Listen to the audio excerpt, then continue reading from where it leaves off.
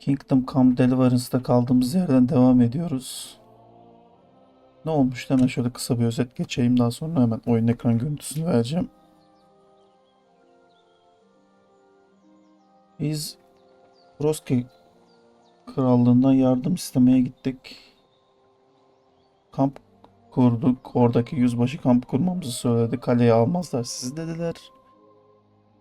Kamp kurduktan sonra da haydutların saldırısına uğradık. Bizim Hans'ın abazanlığı yüzüne dostlarımız öldü. Ne yazık ki.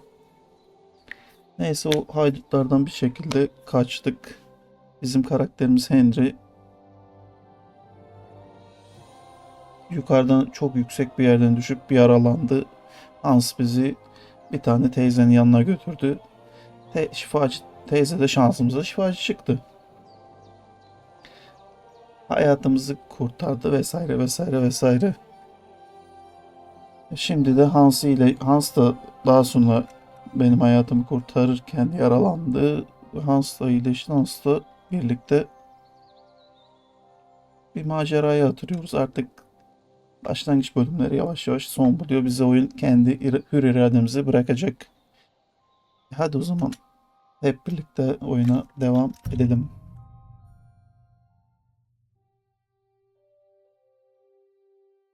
Aman meraklısın, yol kenarındaki kamplarda ve her saygın meyhanede zar oynayabilirsin. Oynarız. Simyacılık. Simyacılık da öğrendik.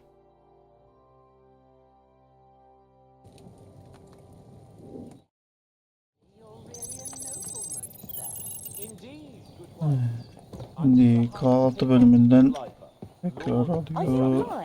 Look who's finally up! Henry! Come and join us! Good morning, Henry! You have come join our... Of course. And I'm grateful. Burayı hızlı geçiyorum. Buraları zaten diğer önceki bölümde oynamıştım. They come from... I told What? it's what could but the thing. Well, anyway, Why the mod... Fortuna... See now! What? For town. Hans was badly Tekrar wounded. işaretlemiş. İşaretlediğim hikaye belki bir etkisi olur. Değişmesin.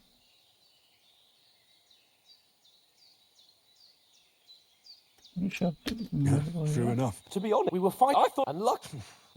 Do tell. Quite a... We came here. We have to get... Not far. All right. I'll for us. Yes, and thanks. I have some Marhad. I want to take. It's not all that hard. Thanks. No doubt. Hans is right. God bless you. And you. As Henry says, may God bless you for your generosity and your healing arts. And you have rightfully earned the gratitude of the House of Lipa for all time. If you should... Nothing against the hospital...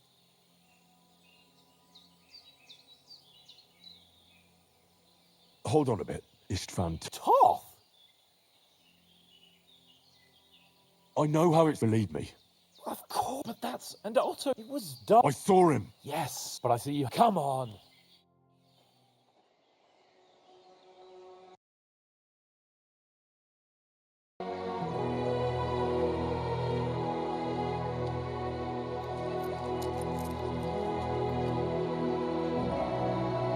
Savaşçı teyze görüşürüz.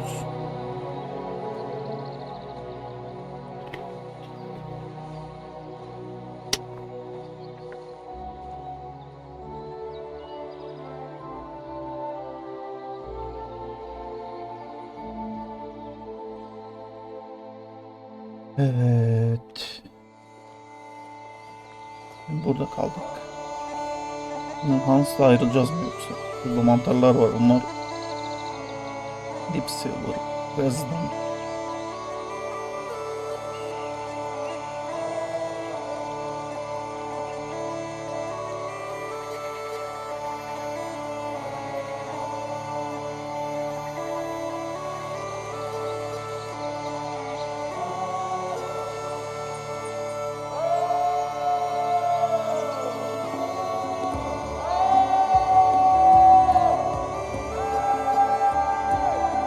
Manyak Hans gene başımıza iş açacaksın. Bağırıp durma.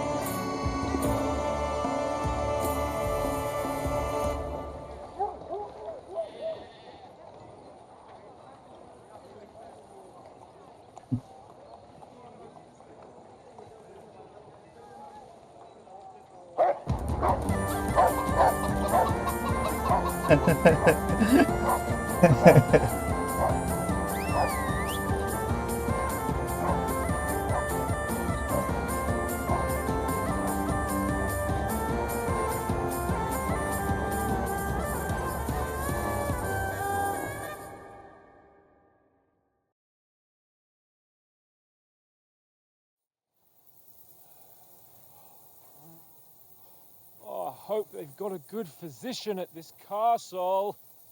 Or at least a barber. I mean, that old crone got me on my feet. But I don't believe much in herbal remedies. You can't beat an educated man of Ama medicine. ayağa kalkmışsın hala şikayet ediyorum be. And I can't wait to sleep in a proper bed. And some wine! Oh, fucking hell. Yavaş yavaş oğlum. Oh, it's closed.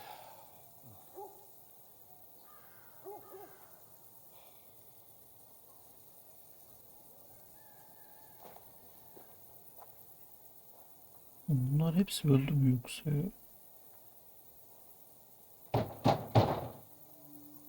Open up! I bear an urgent message for your liege lord.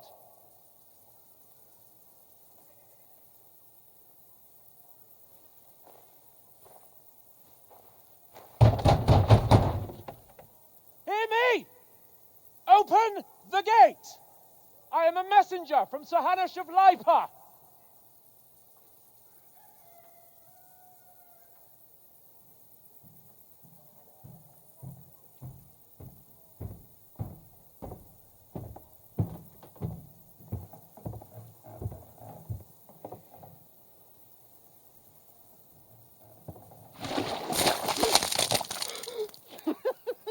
Fucking shit! Fuck! You fucking cunts! Do you know who I am? No, we fucking don't. I am Sir Hans Capon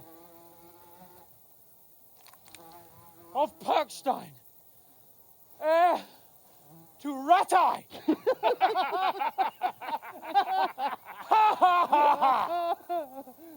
Now, look here, you filthy beggar! I'm not here for your amusement, so get your stinking, ragged asses out of here on the double. The pair of you! What's all this about?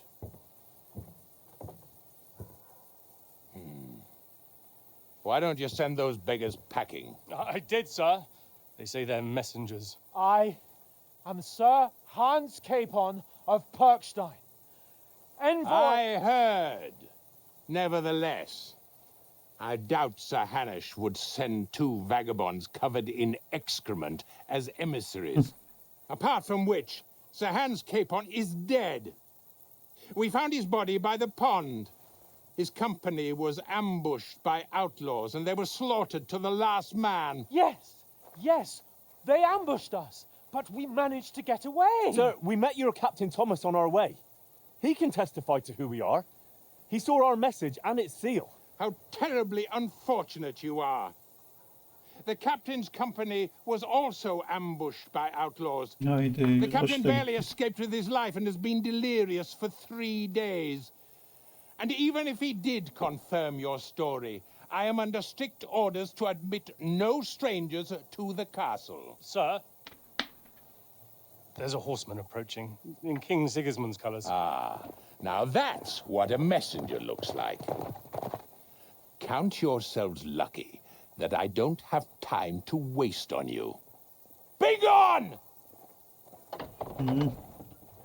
Saraydan da def edildik. Whether you like it or not, your shitty hands off me!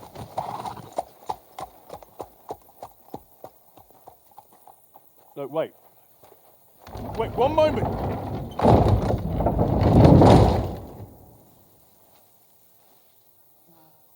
Aldık bir başımıza. What the fuck was that?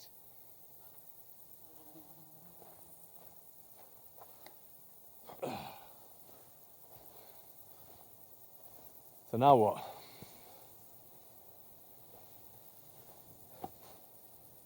There's only one thing we can do. Bir delilik yapmasa. Allah aşkına.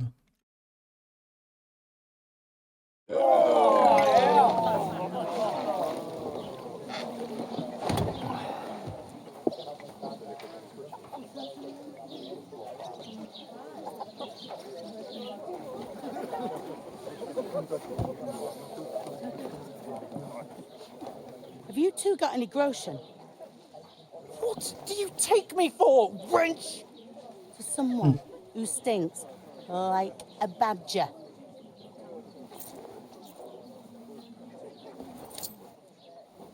Look, we've had a tough couple of days, so we'd like a bit of peace and quiet, a beer, and a bite to eat. Unless you want to share a bowl of gruel, you're going to need more coin than this. Just bring the best you have, and we'll settle later. As the gentleman wishes. Well, she's not far off. We look like a couple of beggars, and we stink even worse.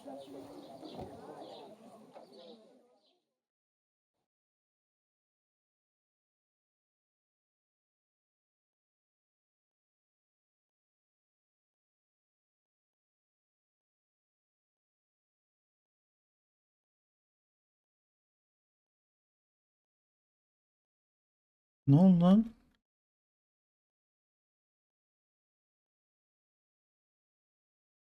What the fuck was all that at the gate? You try to talk to them and get shit poured on your head. Different lands, different customs. God's holy britches. Well, I expect they've had trouble with beggars at the castle, so they act without thinking. Oh, really? I'd never have figured that out. I'd rather hear some cunning plan how to get out of this shit. Huh? Well, the first Önce thing we have bir to do is get ourselves into yıkanalım decent da. shape. Have a good Mektubunu scrub, alırız. get some better clothes. Then they might believe we're actually messengers. That's all very well, except we can't even pay our bill here. Never mind a visit to the baths and the tailor. So we'll earn some. Earn? I'm not afraid of work. And we're gonna need every groschen we can get. And how long will it take for you to earn a few groschen? And where will you find a decent tailor? Before we get ourselves sorted out, Sigismund will be sitting on the throne in Prague. So what do you suggest? Going back to Ratai? To Ratai? You just don't get it, do you? We can't go crawling back like this. We'd be a laughing stock.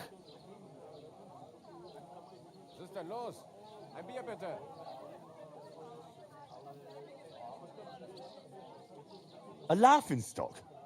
We were outnumbered by a gang of bandits. Yes, and how come they got away with it? Because we camped at that fucking pond. We've got no message, no coin, nothing but our ragged arses. Chin up. We'll sort it out somehow, and everything will be fine again.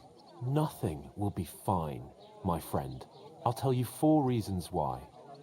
Oates, Tankard, Conrad, and Nicholas. Instead of sitting here with us, having a chat and a laugh, they're just food for crows in some godforsaken hole.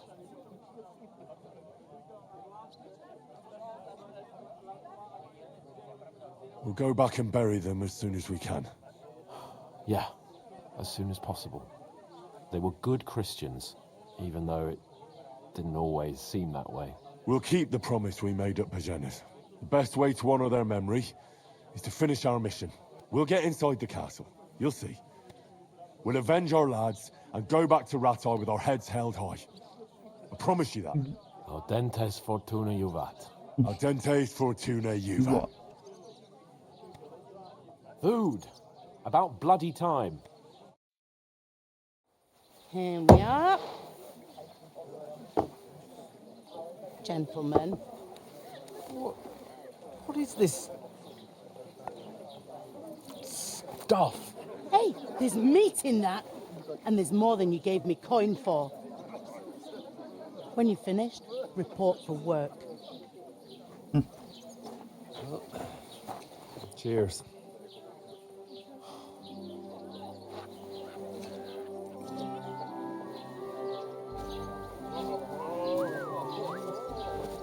What is it? That's that woman from the pond. Or the one you gave us away for? Viper, that witch. Wench. What I tell you? What are you waiting for? She can vouch for who we are. Go to her.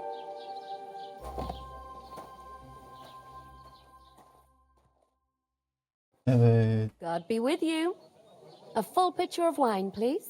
My word, that's a picture and a half. I ain't seen you here before. Who sent you? Not them nomad vagabonds, I hope. Don't worry. I've come from the castle. I'm Catherine, and I've got the lovely job of keeping the soldiers' throats wet. Ah, that's another matter then. Oh my. Ugh. Can you smell that too? Oof. It stinks like something died here.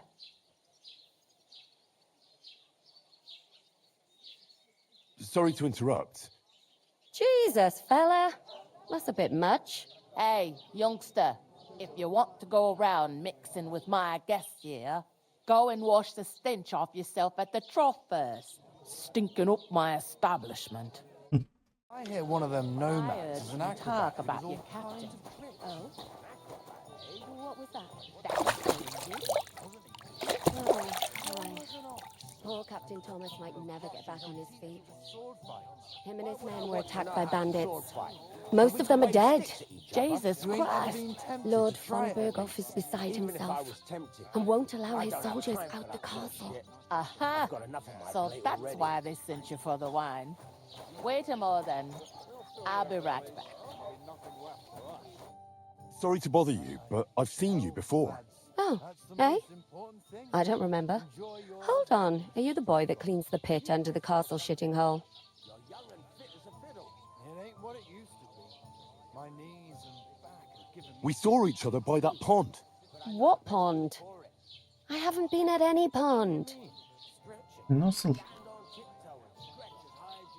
Yes, you were. You were attacked there by some bandits. You, some other women, and us too. I have no idea what you're on about. I work at the castle, and I wasn't at any pond. I'll give it a try. But not right now. My belly would get in the way. Better to have... You were washing laundry, and these bandits attacked you. I was in the water, and I distracted them from you. That's nice of you. Helping some unfortunate girl. But it wasn't me. You're mistaking me for someone else. Here's your wine. Is this vagabond bothering you? I can handle the likes of him myself. Thanks for the wine. Bye. Look, please. I don't know what's up with you, but I know you were there. I need your help. You owe me that much. But we need to get to von Berghoff, and you're the only one who can confirm who we are.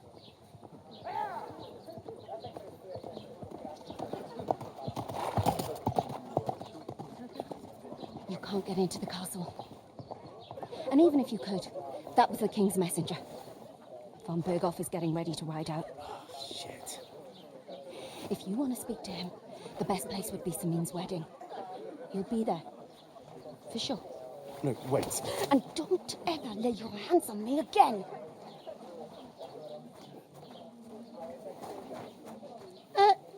What are you gaping at?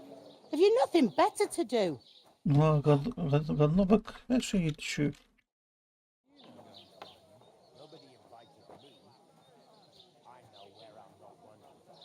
Why are you standing here like a pillar of salt?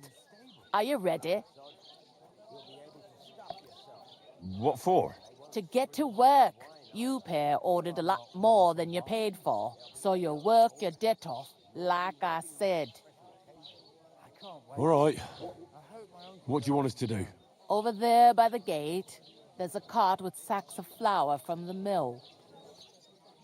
My old man was meant to take them into the house, but as soon as he got a sniff of work, he vanished into thin air. The second door in there leads to the pantry. Hallederiz That's teyzeciğim. why I needed all the Hallederiz. sacks. You have to lay each sack on the planks, so they don't touch Orçiydin the damp kamçısıdır floor ne and de go olsa. moldy. If you just chuck it on the floor in the corner, it'll spoil. So do it properly. 2 men can finish the work in a jiffy, and then we'll be quits. All right, we'll do it. Carrying a few sacks won't kill us. For sure, it's less daunting work than fighting bandits in the woods. Aye, it's terrible about them bandits. We never had nothing like that here before. Like it or not, you can't pay what you owe me, so I'm putting you to work. Is Tamam, that clear? çalışacağız dedik işte. All right, Yapacağız. we'll do it. Glad to hear it. I can see you ain't stuck up like your mate. Where are you actually from, if you don't mind me asking? Sana ne? Scallops. Never heard of it. I ain't been further than the back off me whole life, but I know this place inside and out.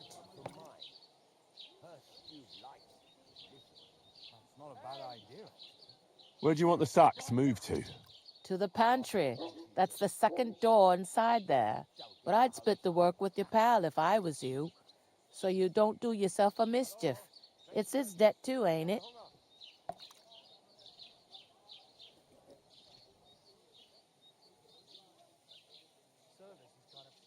Where's the pantry? Second door inside the tavern. You can't miss it. Is this the only tavern here? In Truskovitz it is. You must be doing pretty well then, eh? I'd be doing a lot better if everyone paid their bills. I heard some talk about some wedding being planned here. Ah, nobody's talking about nothing else.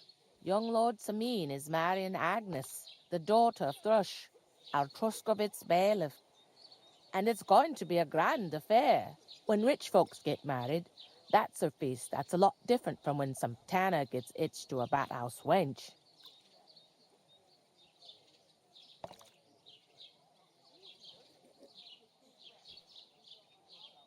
Could I get to the wedding somehow? I don't know about that, lad. It's for invited guests only. Where's the wedding going to be? At Samin, of course. I expect old Sir Jan and our bailiff will try to outdo each other in showing off their wealth. Who is this? Samin. Can't you tell by the name? The Lord of Samin. The fort and the village belong to him. Old Jan Samin is the head of the family, and his son's called Olda, and it's him who's getting itched. There used to be a rich family. Their glory's faded a bit, but they still have some clout.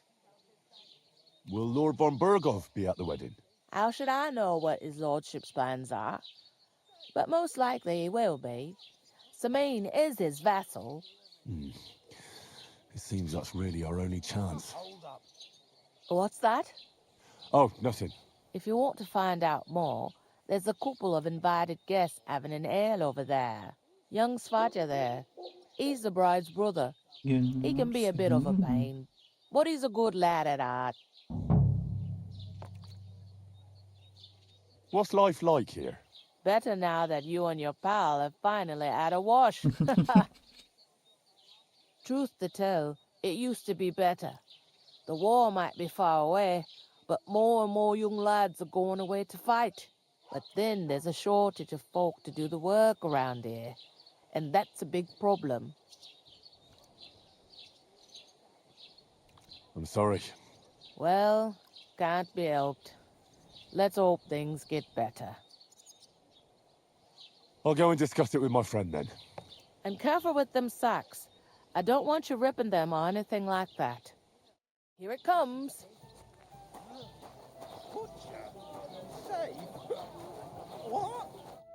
I talked to that woman from the pond. I noticed. It didn't look like she was too pleased to see you, though. The main thing is, she denied ever being at the pond. It's definitely her, though. You don't forget a figure like hers. I got the feeling she didn't want to talk about it for some reason. I did get something out of her, though. What? Don't keep me in suspense. Von Burgov is about to leave the castle. Sacra! If he pledges to Sigismund before we can get to him, everything's fucked. Calm down, let me finish. There's also going to be a big wedding in the region. Young Lord Semin, from the local noble family, is getting married. He's marrying the local bailiff's daughter. It's going to be a big event. Why should some wedding in a shithole near Trotsky be of any interest to us? Because it looks like von Bergov will be there. Oh, that's fantastic news, Henry. So all we have to do is get on the guest list. And that shouldn't be a problem because you've got a cunning plan, right? Well, I don't exactly have a plan, actually. God's hat, do I have to do all the thinking for us? I suppose we could stand at the side of the road and wait for von Bergov to pass. I'd say the wedding's a much better bet. We'll ask the locals and see. There's something else we have to sort out first. I spoke to the innkeeper. I noticed that too. We can work off our debt. All we have to do is carry a few sacks of flour from that cart to the pantry. If we both do it, we'll be finished in no time. Lug sacks? Are you yanking my noble pizzle? I'm serious. I can't work. I'm a noble. What if someone saw me?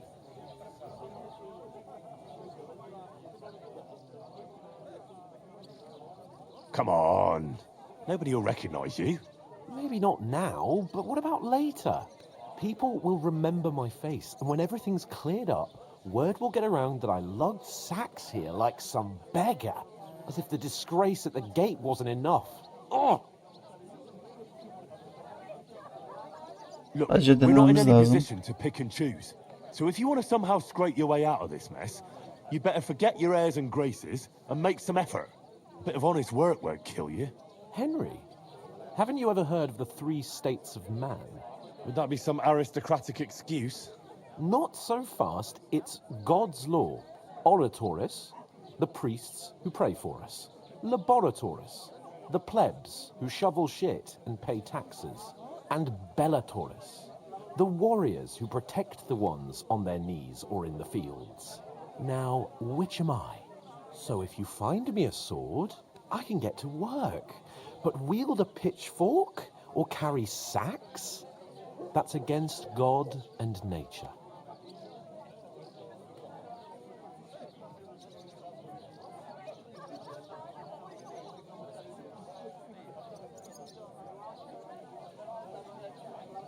I understand. I'm in your service, so I'll carry all the sacks, even your share.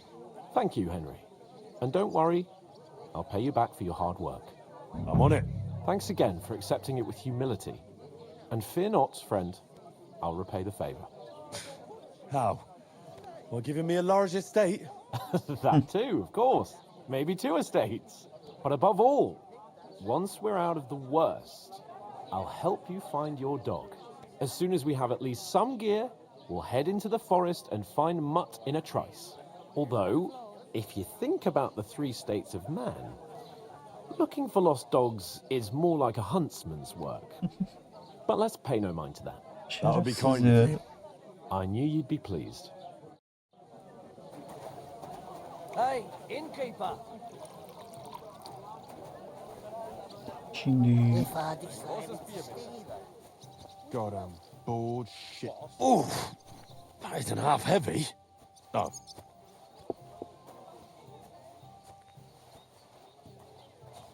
iler nerede ya?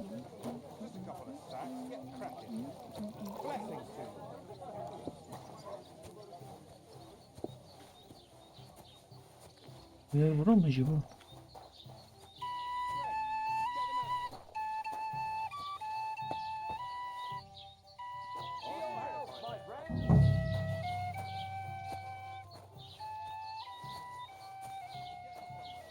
I can't just scarp her. Sir Hans is counting on me.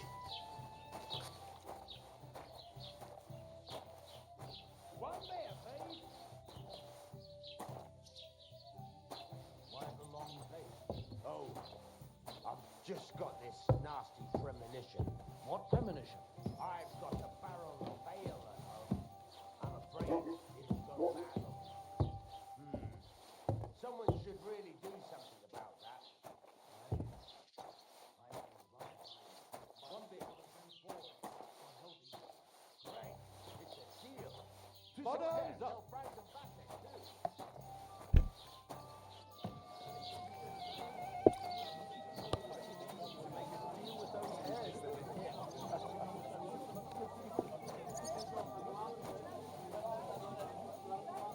I bought a lovely U-boat the other day. Kiler şurası değil mi ya? Did you hear about what happened at the big wheel? At the mill?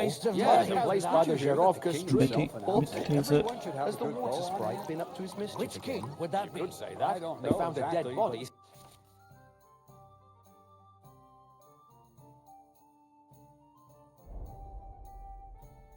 When Stuck the in the king wheel on commands, Sunday. the subjects have to obey, don't they? Who was You it? didn't hear it Some from the vagabond. trader who God sold rest you his the soul. boat. And get this, Miller Boschke I was says he wondering if was in you'd the lend me water your as bullet well. those times to sow winter grains. I need to plow too, you know. Somebody did him in and chucked him into the water. The river?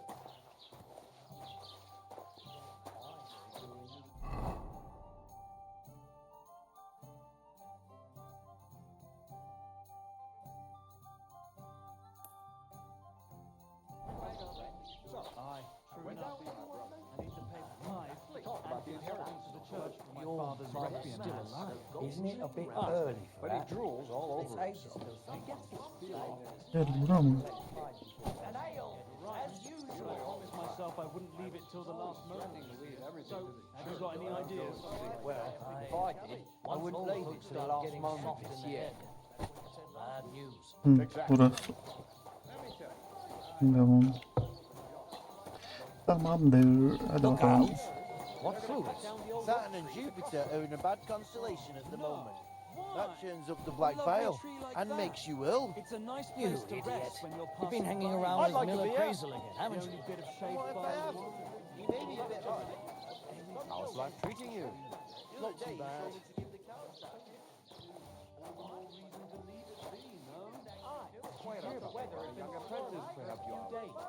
So one of the branches snapped and fell off. Nothing happened to Ya the burada note. fare var. What did I do to Some you? good for nothing in my house. I need someone who's capable and has a good head on his shoulders. Nothing nice And left most here at importantly, this rate. doesn't drink. You're no saint Şerefsiz Hans. Yardımcısını övecek mi? String together. That way you'll keep an eye on the lad. Eline bulaşacak sanki.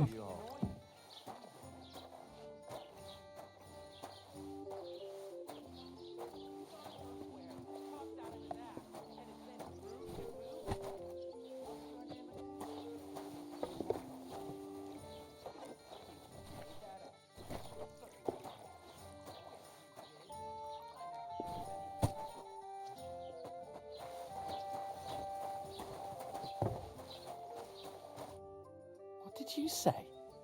Say it again. Al It was bakalım. their own fault. What do you mean? They attacked themselves? What the fuck are you trying to say? Everyone knows it's dangerous around Trotsky. Making camp in such an unprotected place is suicide. Where else were they supposed to make camp, smart-ass? Somewhere in the rocks, maybe. Not out in the open by the pond. Only a fool would do that.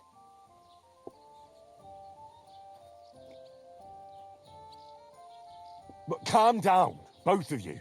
I'm perfectly calm. It's your chum here who's ranting and raving. Pack it in, Henry. There's no point in arguing with this yokel. He fancies himself as a military strategist. I don't believe a word you're saying. A weed like you surviving a fight against bandits even von Berghoff himself has trouble with? Believe what you like, but I'm telling the truth. And in fact, I'm willing to overlook all your insults if you apologize right now. And invite me to that wedding. Oh, you want to come to the wedding, do you? Huh. I'll give you a piece of advice, pal. If you can make yourself useful for the blacksmith or the miller, you'll get to the wedding. You'll see the glorious occasion, at least from a distance. And you can stop spouting your pathetic lies. I am Sir Hans Capon, Lord of Perkstein, and I demand your immediate apology. Bak I am şimdi Sir Hans dayak Capon, yiyeceksin. Lord of Perkstein. Sir Hans Capon, Lord of Perkstein. You're starting to bore me. You and your silly made-up name. No apology then. It looks like I'm going to have to teach you a lesson. Yapma. Oh, Yapma I'm oğlum. so scared.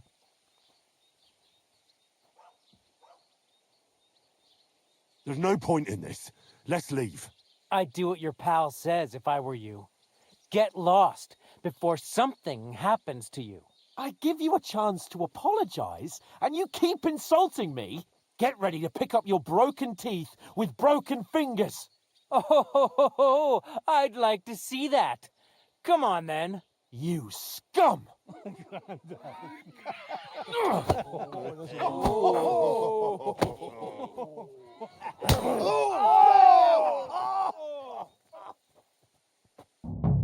Ya Allah'ım. Ya Rabbim ya. Yeah! Don't spare him! Fuck you! You born clumsy, did you learn? You should have fucking stayed out of it. You're no match for us, fucker. Let him have it. Take that fucker out, damn it! These days, Geber. We'll finish this quickly. Filthy vermin.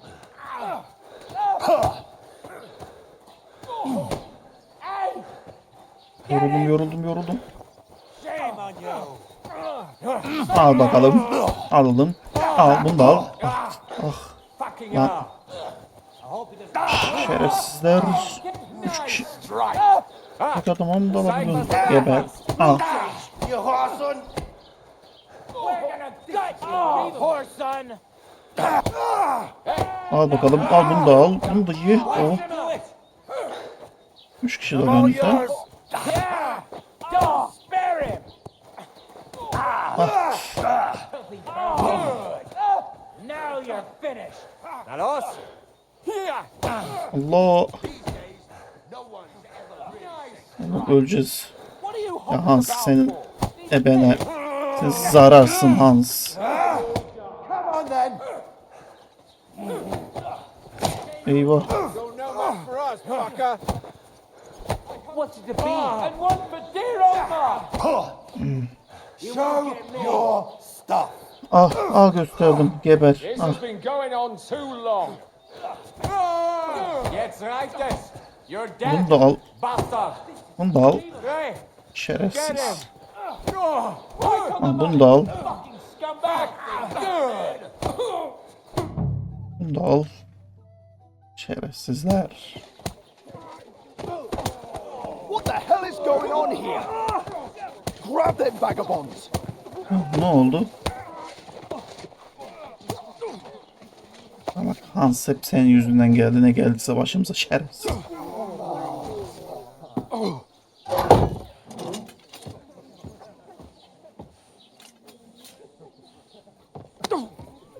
Salak. Bastards! This will cost you dearly. Keep your mouth shut and don't make it worse. What? You behave like a spoilt brat. How Aynen dare öyle. you speak... Kesinlikle. Oh. You know, if you just shut up and done some work, we'd have coin by now and be on our way to the castle. But no, not his lordship. You've got a nerve. Sen de salaksın. If you hadn't have played the hero, we'd have been there long since, and I wouldn't have had to get you out of that mess. Oh yeah, because this isn't a mess, is it? Fuck off. Shut up! Or you'll get a whipping too.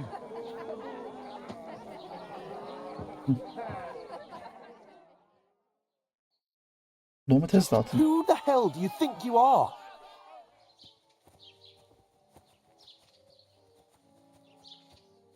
I'm the only one of us with any sense. I'm not the one who acts like a spoiled child. Spoiled child? You're in danger of crossing the line, Henry. Better keep your mouth shut. I shouldn't have brought you along. Well, that's something we can agree on. I could have been sitting in the mill instead of rotting in these stocks. And whose fault is that? Senin suçun.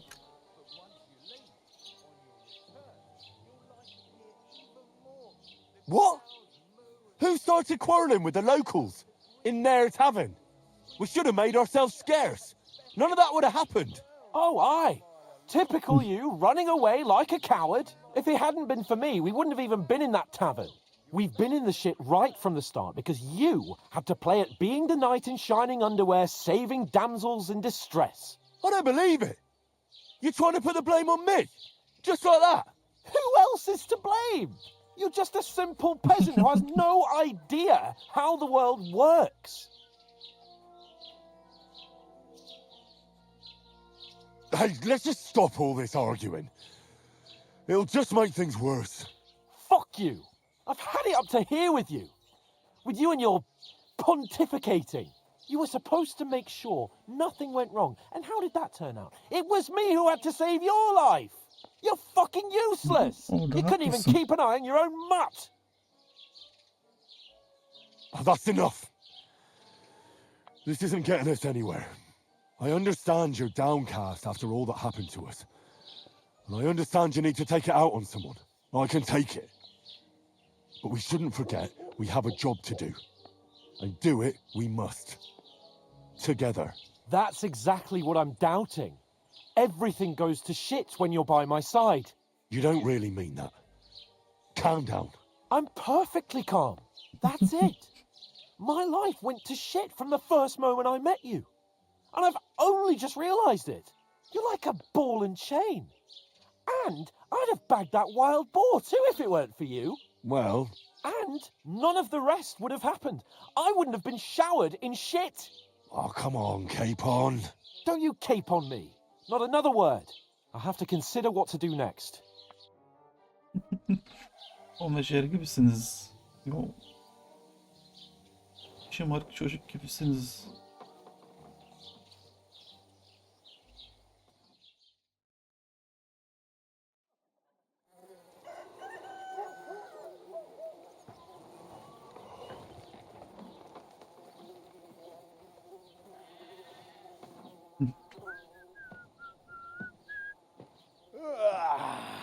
Right, ladies.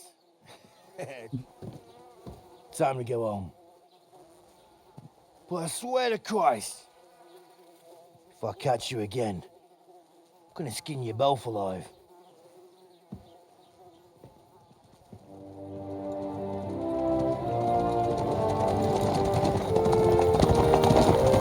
Lord biliyor işte. Isn't that? Otto. Hey! Bogo, Bogo!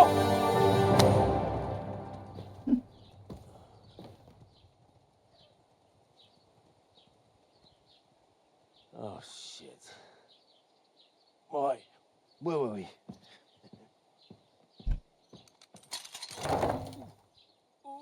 Go on, get out of my sight. What are we gonna do?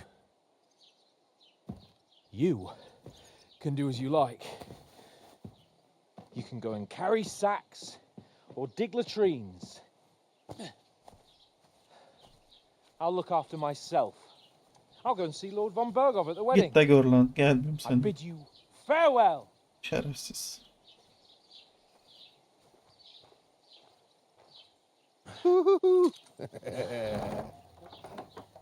Right. Yeah. If I were in your shoes, I'd be glad to be rid of the good for nothing, eh? Yeah. All right, off you go.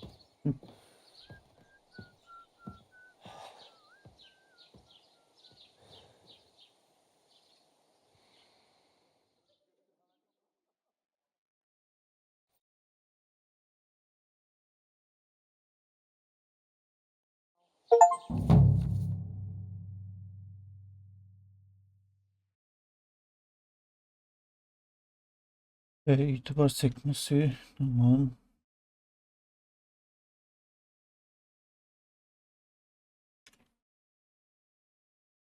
I suppose I Hey, really you. do need to find some job. I'll find mutt without Well, you. come on. You stuck-up lord of I don't Perkstein. bite.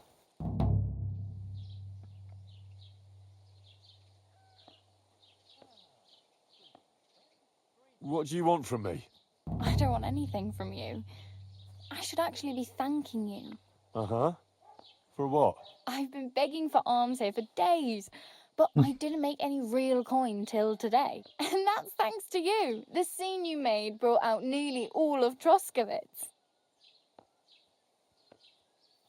You're welcome. At least it was good for something. Oh well, not many people can make such a strong first impression. But look on the bright side. Hmm? Now things can only get better. Yes, you're probably right. It doesn't get much worse than that. Unless somebody tries to kill me. Again. You're still alive in one piece. It's a new day and the sun is shining. Like Tomcat always says, Bruises build character.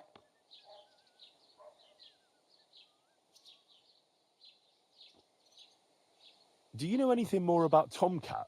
They say he's a master swordsman, but a real joker too. He loves showing off to girls.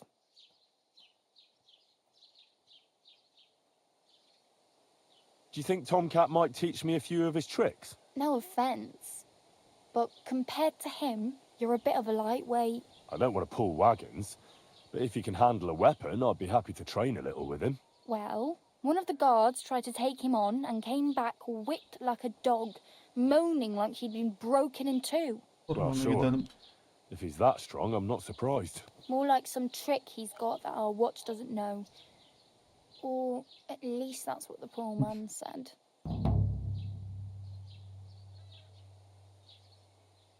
Where might I run into Tomcat? In the camp by the tower. That is, by Rock Tower Pond. He watches the camp for the nomads. Should I watch out for them? No, I don't think so. They mind their own business, but strangers usually mean trouble for them, so they're careful. Try not to stare too hard and hold your tongue, otherwise Tomcat will show you some of his other skills. Good day to you, friend. Greetings to you, friend. Oh well. It was nice to meet you, but I should probably get going. Get a job, and so on. Don't worry, you'll manage. Till we meet again.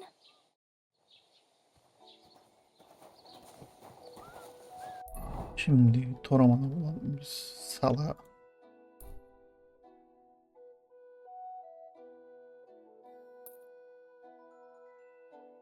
Budur herhalde.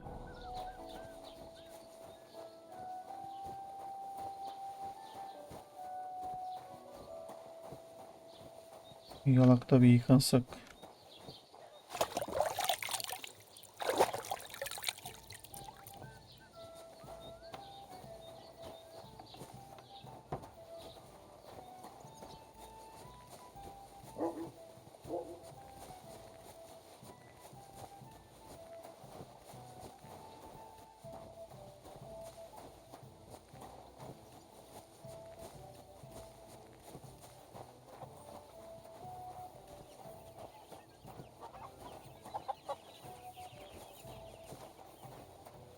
Don't cause any trouble, got it?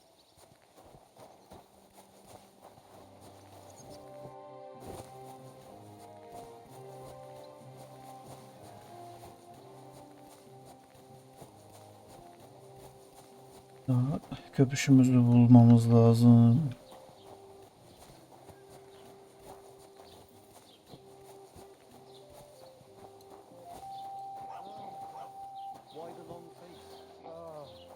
Bizim hatun.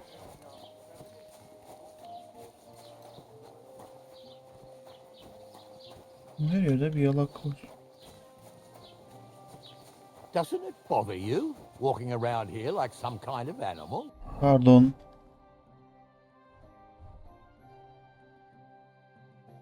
Tunimizi giyelim biz. Böyle takılabiliriz sanırım. Yok, pardon dayı, çok haklısın.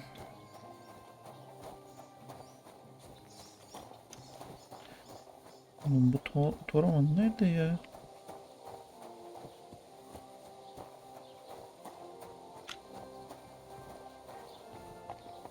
Was machst du? Raus, du Bastard! Dayı, aradığım kişi sen değilsin galiba.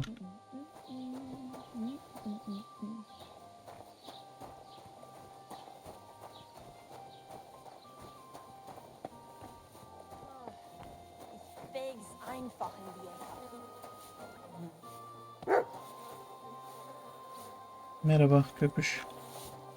Gelobt seist du, Maria. Tamam, dur sakin ol köpüş.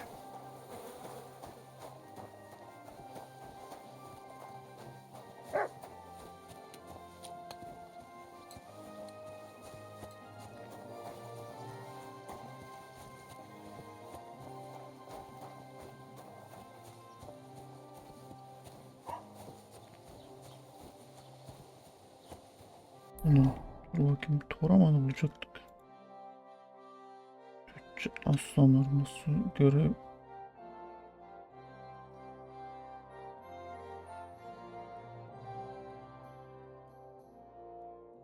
Toron burada ya.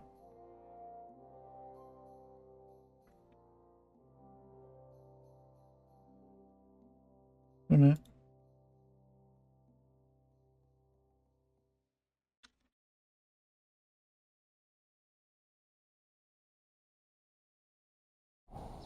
O zaman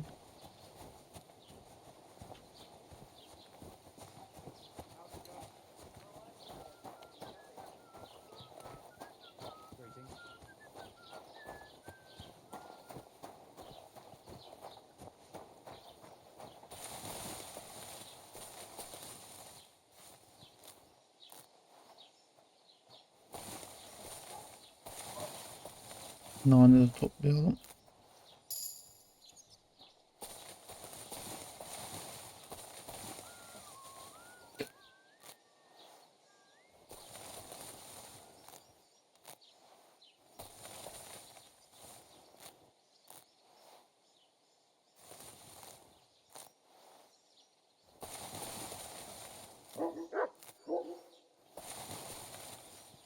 Bakalım toplayalım bakalım. Deve dikenli kara hindiba ne işe yarayacak?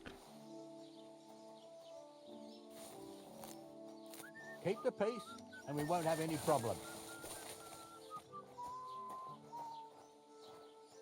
Greetings.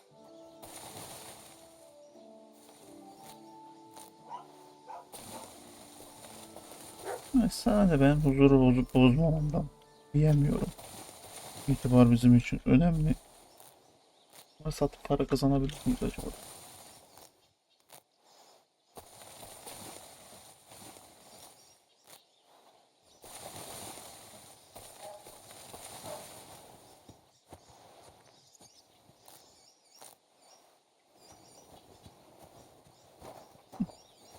Soralım şurada.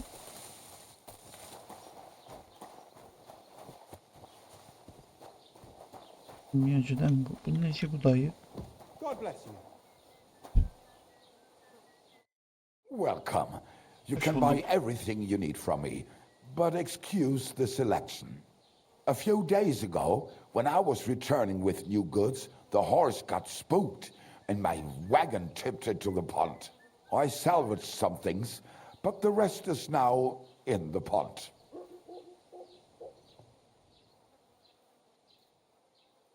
And where did the wagon tip? On the roads near the Katchak Pond, beyond Jelly-Off. You can still find it there. I can't tell you how much it still pisses me off, but what can I do?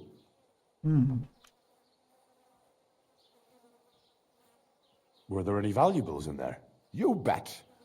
Lord Semin ordered all sorts of delicacies and precious spices from me for the wedding feast. And for Taylor Bartushak, I was carrying expensive fabrics to make dresses for the occasion. If you only knew how much coin I spent on this. I'm sorry to hear that. Me too, but what can I do? So, what will it be?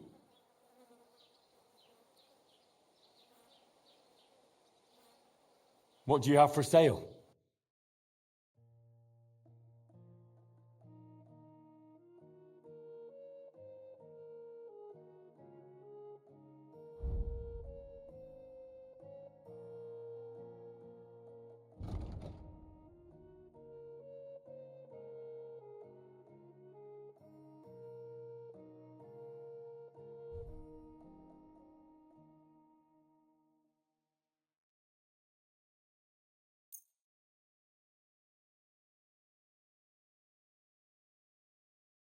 Neyse dur.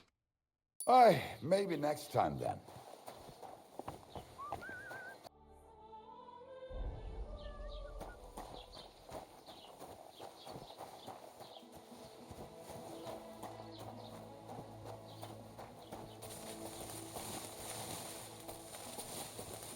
Vay arkadaş. Çocukların içinden bile gidemiyoruz.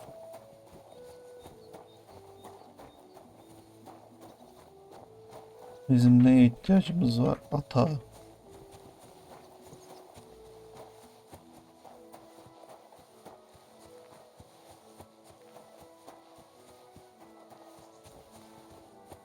Öptü bir şeye benziyor. Buna normal çiçek de olabilirmiş. El notu. Optayalım, simyada kullanırız belki. El notu. Şunlar da pel notu galiba. Aynen. Da birader. Belki lazım olur.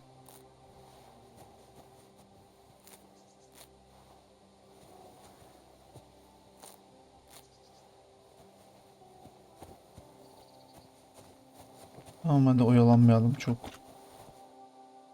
Ama toplayasım da geliyor.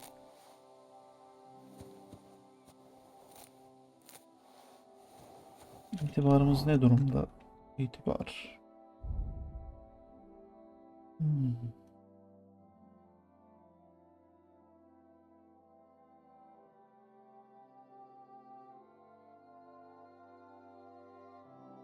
Enerjimiz 80, can 100, kuvvet 5, çeviklik 7.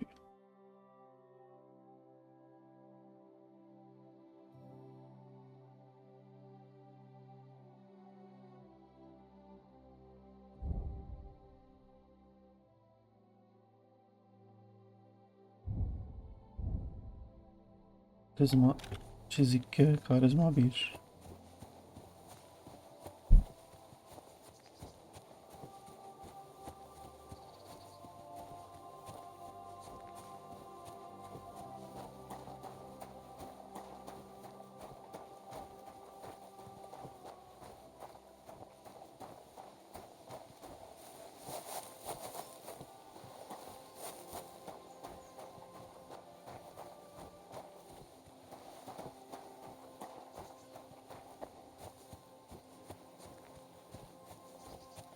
Kapatıyorum.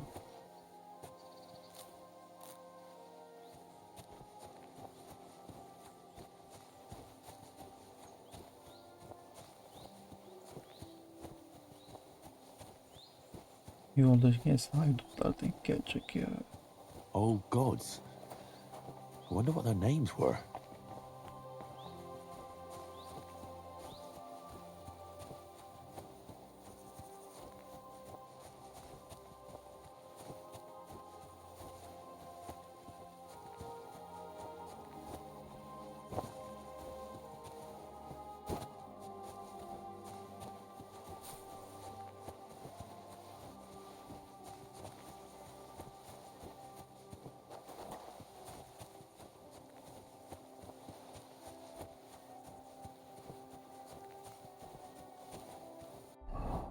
Bizde bir kılıç vardı.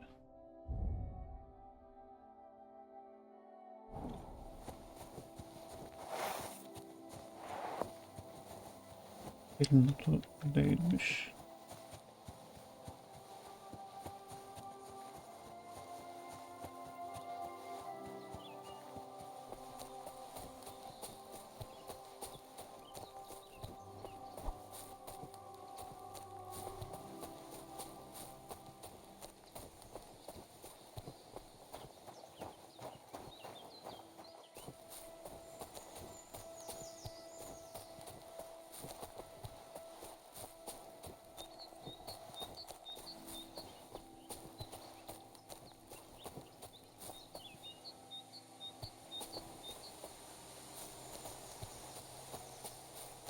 Ne yapabiliriz?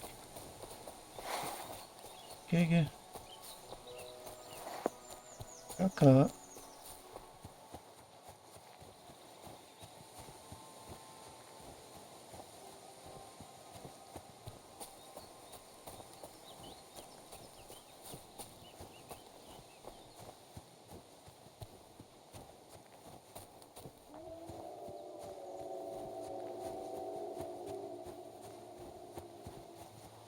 Ne oluyor lan?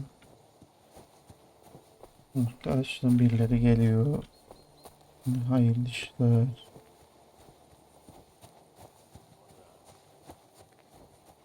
Did you hear about what happened at the big wheel? At the mill? Yeah, Hey, fella. Stop off for a bit of a chat. God be with you.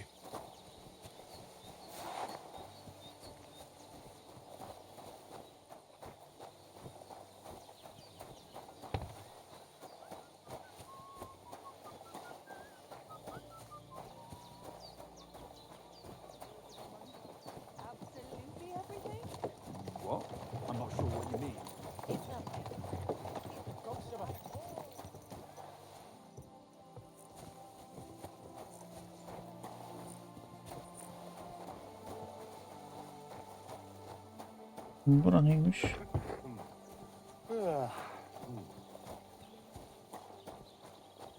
Kiralık yerler.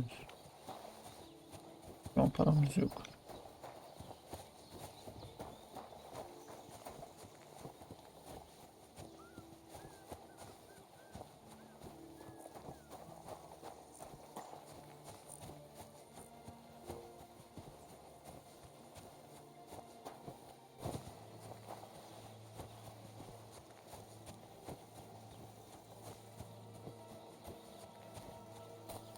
Yine arabacılar anına geldik.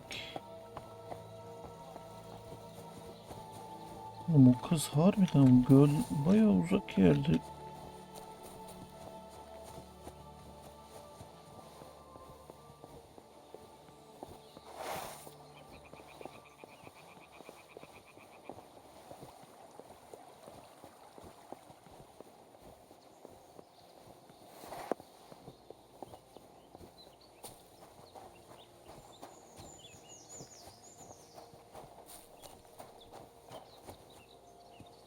Gelincik toplayalım.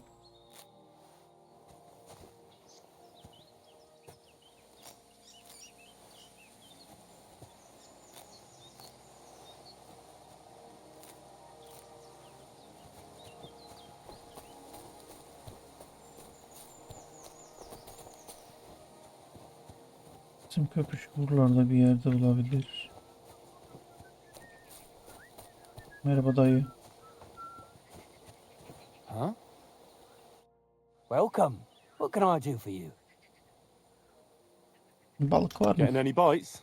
Bah! Don't get me started. No luck today. Then again, I've never been much of a fisherman. Crayfish, though. That's another story. Ses ne acaba And ya? they taste better anyway.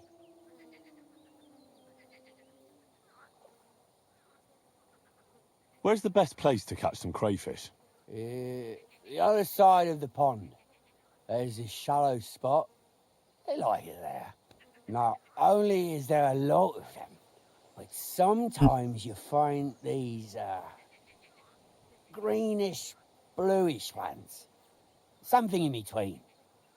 My God, I've never had a tastier crayfish. Well, Good best of luck. luck. Hope you catch something. Thank you. See you later. I hope you're not following me. Aha mantar. Lipota.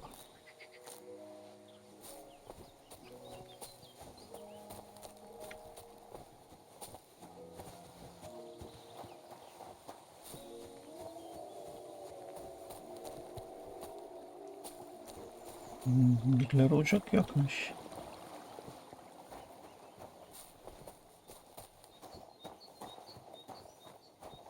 Ulan yuvarlak. Ne çok kuş yuvası var. Biz gölün karşısına geçmemiz lazım.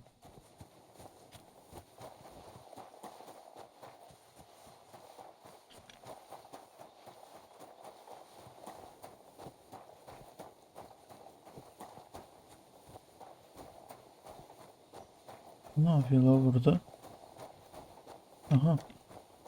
Yıkılan araba.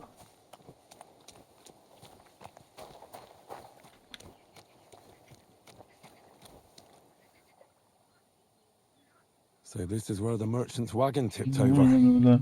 Everything floating here must be his. Poor fella. Ha, evet. Lana al. Yeriz. Böyle That's bloody deep.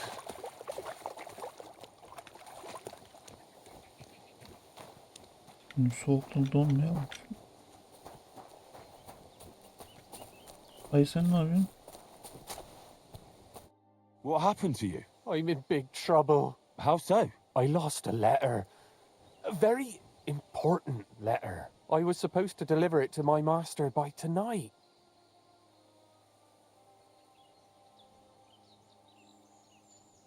What was in the letter?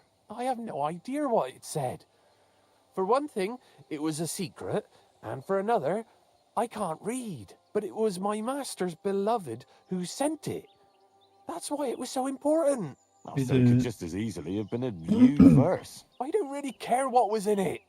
The point is, I don't have it.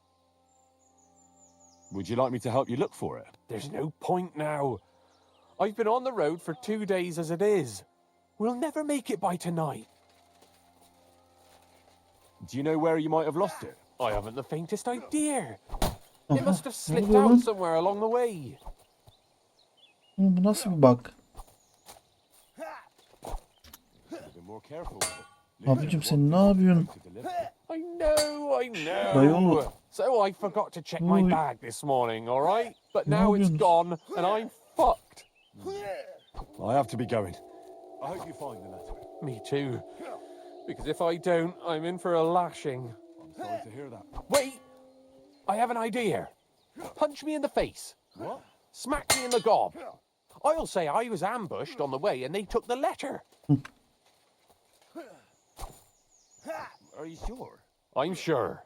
I'd rather take a couple of punches from you than a lashing from my master. I can tell you to stop when I've had enough. So you get why it's better for me to be slapped around by you, Salak bir bug'a right? girdi oyun ya. Emniyette. Defend yourself. Or not. It's up to you. You ready? I am. I'm all yours. Oğlum ne oluyor? Ne oluyor? Siz nereden çıktınız?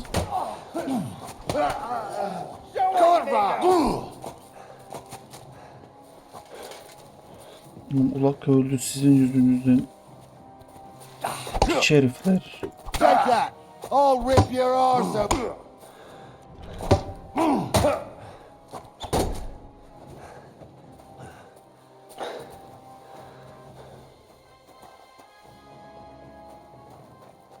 Ben teslim olmam.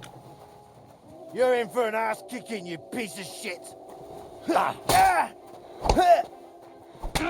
Oğlum nasıl savunamıyorum ya?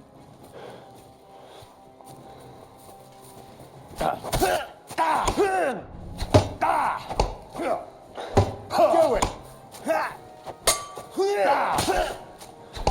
Geber. Geber. Fuck Lan o piç. I'll get you. Böyle saçmalık mı var ya? Oğlum adamla sohbet ederken nasıl gelir ki bu haydutlar? Ha, ebesinkine dön. Around here like some kind of animal.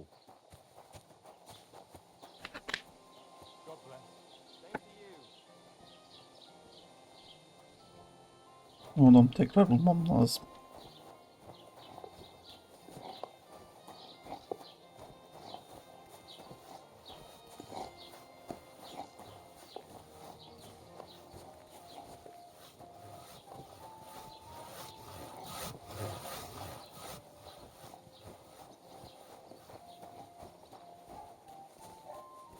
Ama benim önce atı çalmam lazım.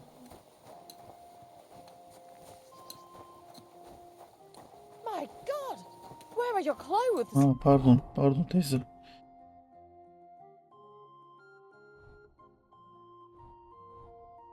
Giymeyi unutmuşum. Çok affedersin, özür dilerim. Sorry. Been through a bit of a rough patch.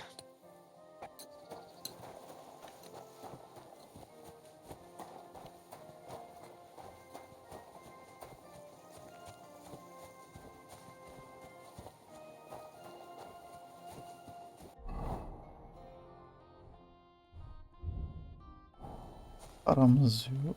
Pulumuz yok.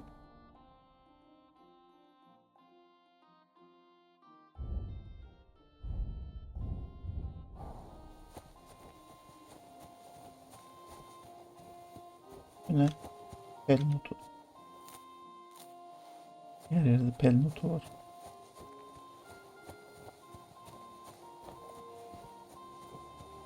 Kurutmak. Did I step in shit? Oh, it's you. One more word and I'll beat the shit out of you. How rude. Hadi lan. Şerefsiz. Bok.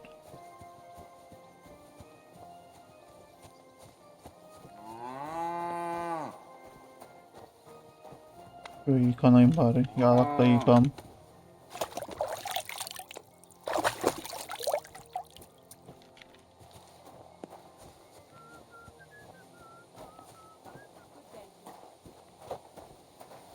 Ne var? Oh, what a stench! You ought to be ashamed. Ya sağ ol ya. Götüm.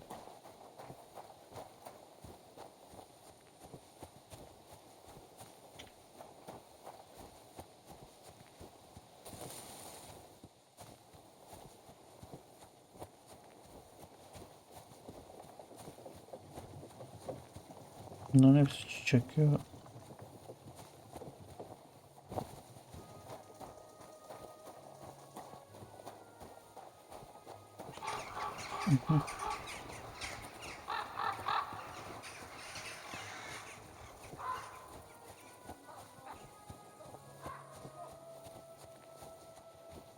Ne var? Dayı. Konuşalım. What happened to you? I'm in big trouble. Oğlum bu How demek ki so? uzak I değil mi? lost a letter. A very important letter. I was supposed to Yardım Would you like me lazım. to help you look for it? There's no point now. I've been on the road for 2 days as Seni it bir is. döveyim ben ulak. We'll never make it by tonight. What was in the letter? I have no idea what it said. For one thing, it was a secret, and for another, I can't read. But it was my master's beloved who sent it. That's why it was so important. Oh, so it could just as easily have been a lewd verse. I don't really care what was in it. The point is, I don't have it. Do you know where you might have lost it? I haven't the faintest idea. It must have slipped out somewhere along the way. You should have been more careful with it. Losing the one thing you're supposed to deliver. I know. So I forgot to check my bag this morning, all right? But now it's gone, and I'm fucked. I have to be going. I hope you find the letter. Me too. Because if I don't, I'm in for a lashing. I'm sorry to hear that. Wait! I have an idea. Punch me in the face. What? Smack me in the gob. Adam illa dayak I'll yemek say istiyor I was ya. ambushed Yumrukların on the way tadına mı and they took the bakacaksın? letter. Are you sure? Are you sure? I'm sure. I'd rather take a couple of punches from you than a lashing from my master. I could tell you to stop when I've had enough. But he wouldn't. So you get why it's better for me to be slapped around by you, right? Very well then. Tamam döveceğim seni. Defend yourself. Or not. It's up to you. You ready? I am.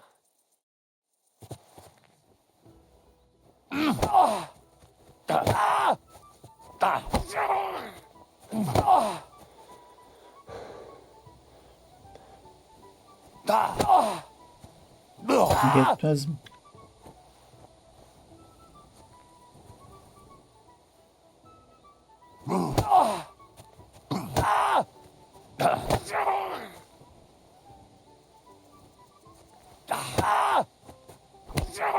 Yeter lan yeter. Öleceksin şimdi yeter.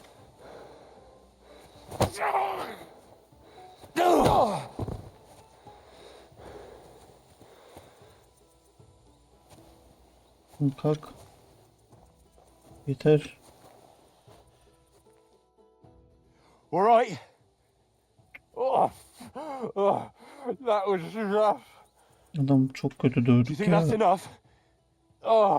I definitely. I'm sore all over. Oh, my mouth most of all. Glad to be of help then. Take care. Para mara vereydin. Ulakçım. Türbe keşfettik. Bu türbe miymiş? Nasıl bir türbe bu?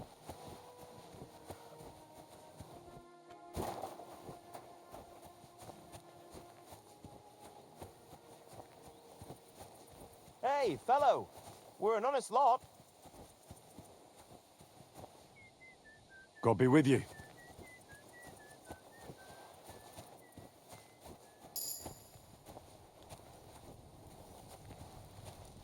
Teyze ne yapıyorsun? Çok güzel yapıyorsun. Devam et. Bunu yiyebilir miyim?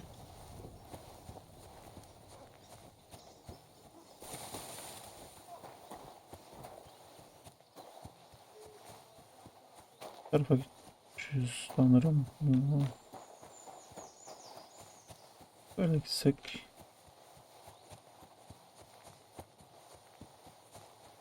Toraman'ı bulmam lazım.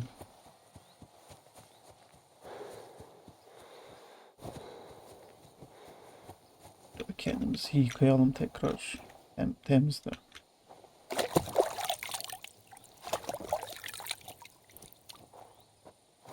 Teşekkürler. Merhaba.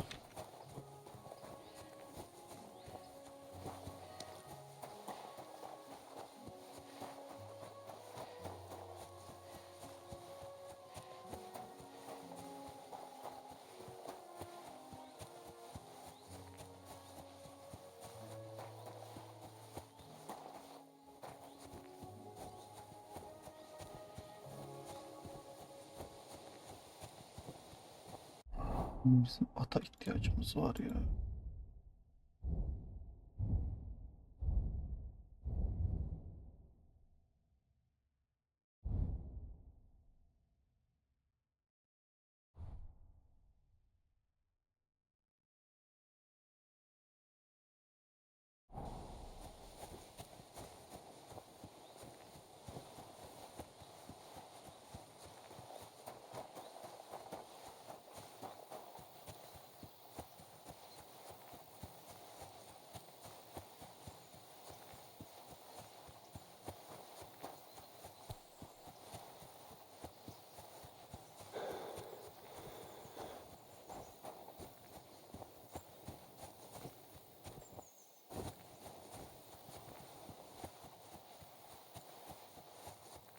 Acıkacağız, edeceğiz.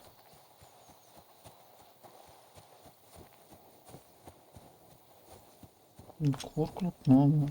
Vallahi öyle.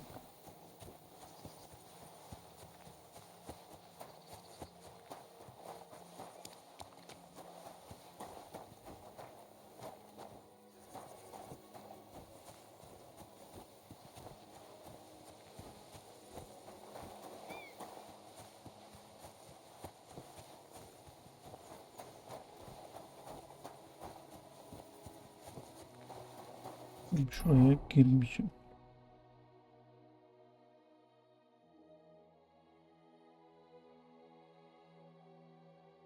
Uy, biz de buradayız. Ya, o muydu? Buradan ineceğiz. Şurada bir yol var herhalde. O yolu takip et. Hadi bakalım.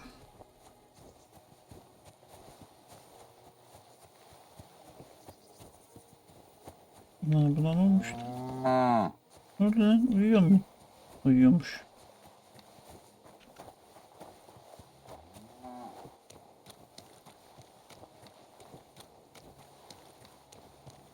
Emin göleti. Aha hançer. Çal baba. Çal keki. Millet gelmeden kaçalım.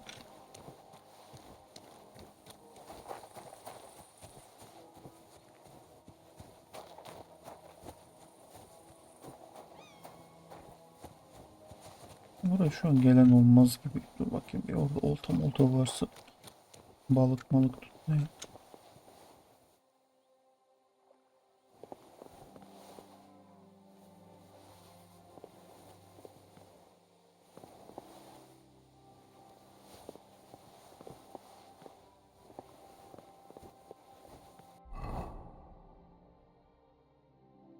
Hançer, kuşan,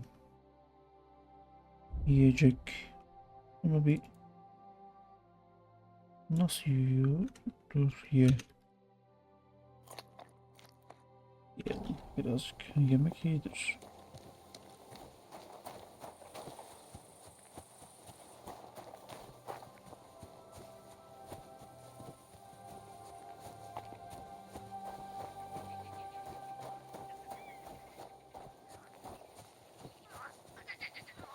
Ne kurbağa bile var ha.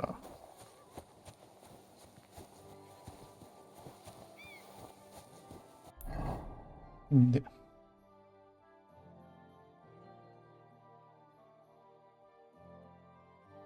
Bucağı şehirdeyiz biz. Sağ üstte gideceğiz. Sağ üstü şöyle.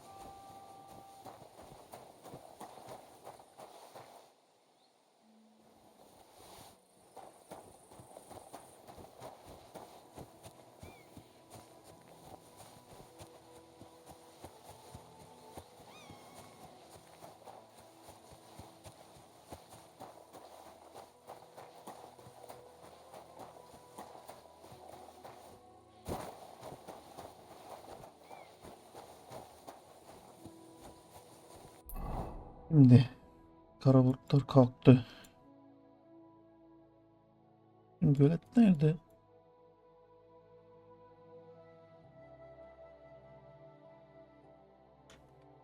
Neyse gölet gözükmüyor burada. Gölet burada bir yerdeydi.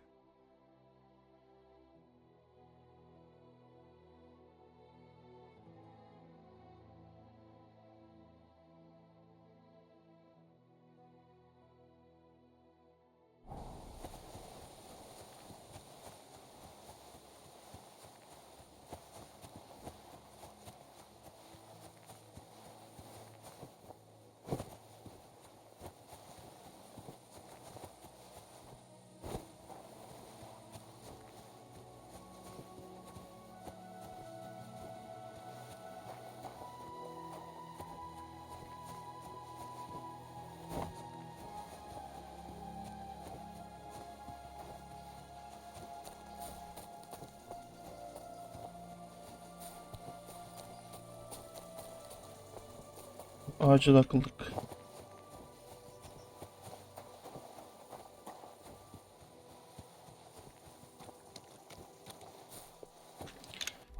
Bir şeyler içelim.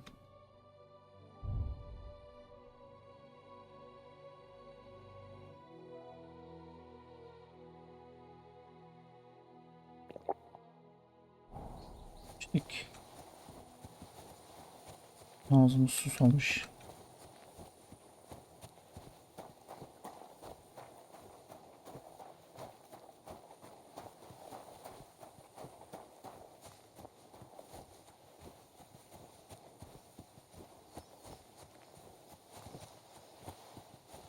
Bu evde çalacak bir şey var mı bakalım.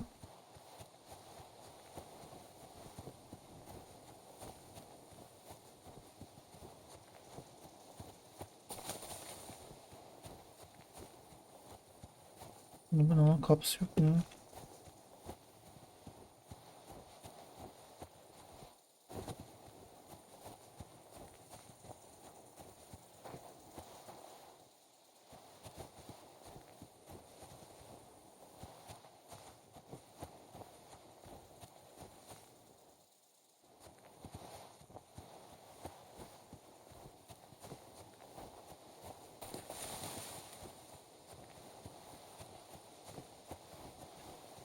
Issız bir ormanda Henry adında bir savaşçı ilerlerken haydutlara yakalanmasam bari diye Yusuf atıyordu.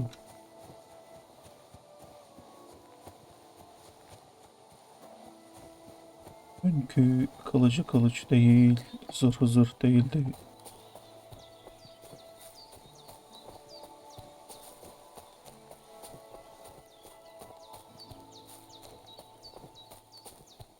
Aa, mantar yiyebiliyoruz mu ya?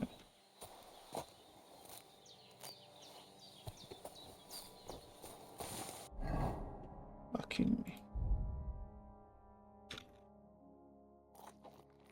Yedik. Mantar bulur, yemeyelim bak, çiğ mantar.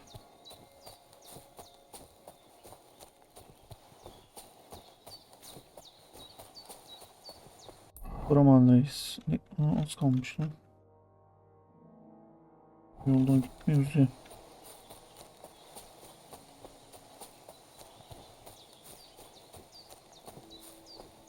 Düşer miyiz? Yok.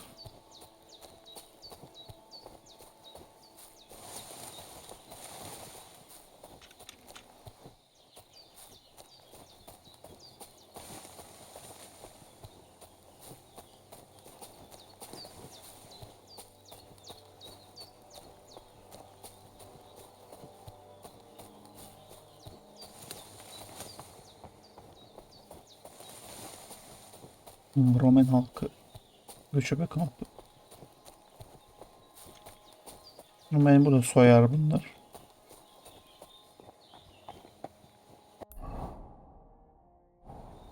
Toraman. Reis burada olabilir. Good day. Usta Toraman. Konuşalım. I've heard incredible things about you. They say you let a fully loaded hay wagon roll over you. Hi. It was quite the show. Is that how you usually spend your free time? Oh, often enough. People like it. But don't think it's some trick. It's the real thing. And it's not easy. It's not just about muscles, but about your overall approach to food and life in general. Being a strongman isn't a trade. It's a way of life. I believe you. Getting run over by a wagon isn't for everyone. That's right. Not everyone can do it. But I was nursed by a wild she-bear, so it's no problem for me. Nothing's impossible. Remember that. Nothing's impossible. How's it Hiçbir şey going, eh? imkansız değil. On top of the world, same as ever.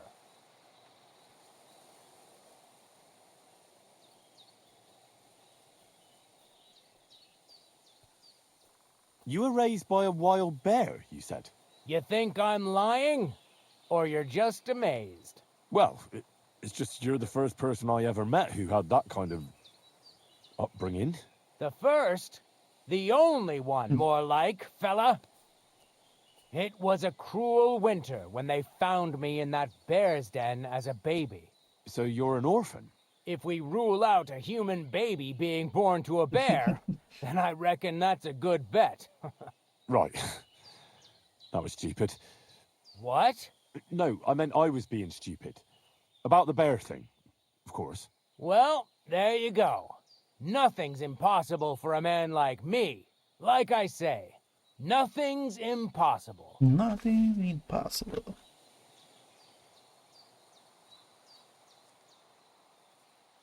Can you show me how you pull off some of your feats of strength? I don't know. You mean you don't know how to hand out slaps? Or just how to follow one up? Well, I'm not a complete beginner. And I'm not as interested in slaps as I am in swordsmanship and wrestling. Ah, I see. I could help with that. I wouldn't want to beat a dead horse, after all. You know what I mean, right? I understand. I'll try not to disappoint you. And I'd be grateful if you'd make time for me, Master. Of course I'll show you what I know. But you can't be stingy, my friend. I understand. Don't worry. I'll pay you.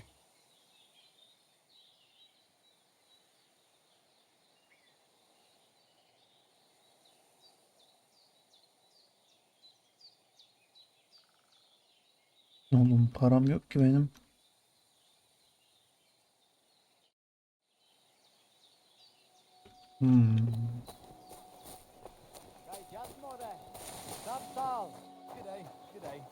Para kazanmamız lazım.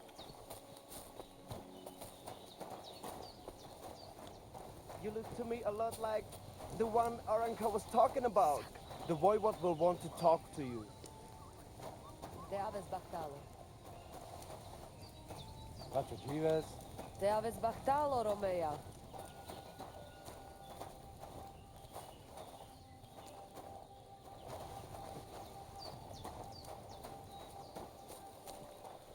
God bless.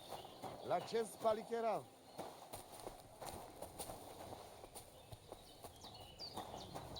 Christ, what a day. Shalom Aleichem. What do you want? Selam, aleykümselam.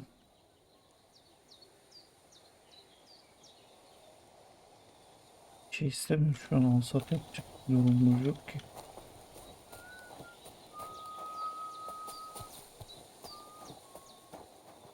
Biz iti bulalım. Öpüşümüz olan. Greetings. What do you need? Alacak satacak bir şey yok dayı ya. Köpüşü bulmaya gidiyor. Buraya nasıl geldim?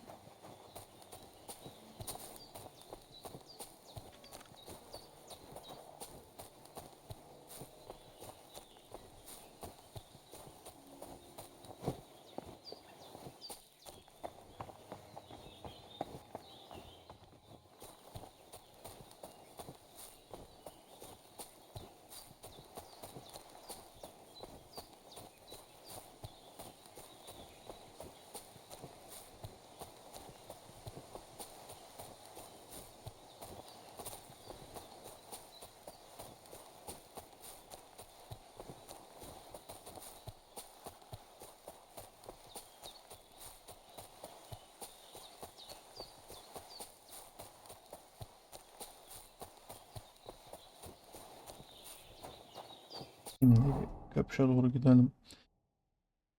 Köpüşümüz burada. Bu neydi? Simya tezgahı. Bu sene teyzemiz burada.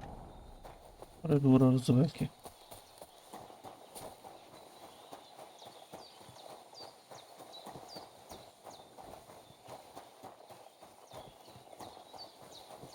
Burası benim düştüğüm yer değil mi?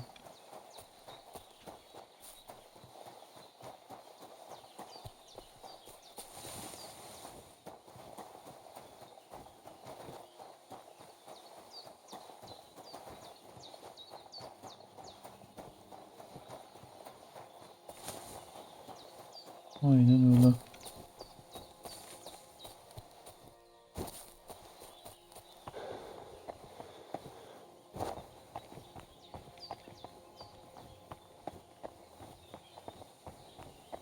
Salan buradan aşağı kaydığı yer. Salanın.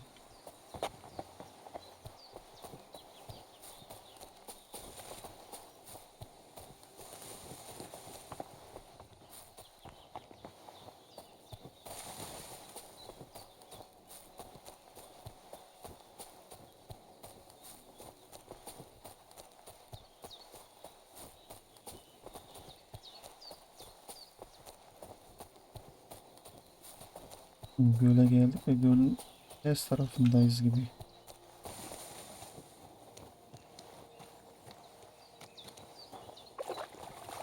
Bu ne? Ana, aha. Şansölye altın bulduk. Broşen. I can't swim. Para bulduk lan. Vay be.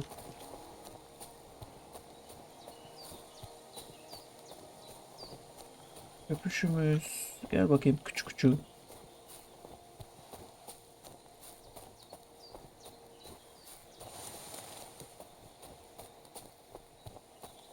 Bizim karşıya mı geçmemiz lazım ya? Sanırım.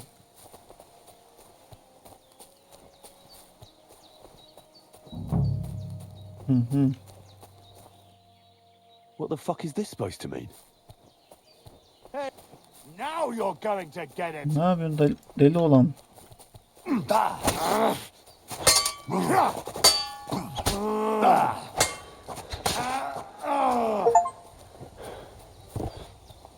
Ne yapıyorsun lan? Yağmala. Geç. Parayı al hepsini.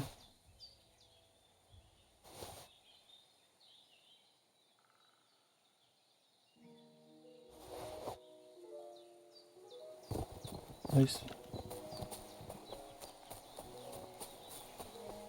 Buradan uzaklaşalım. Bura tehlike.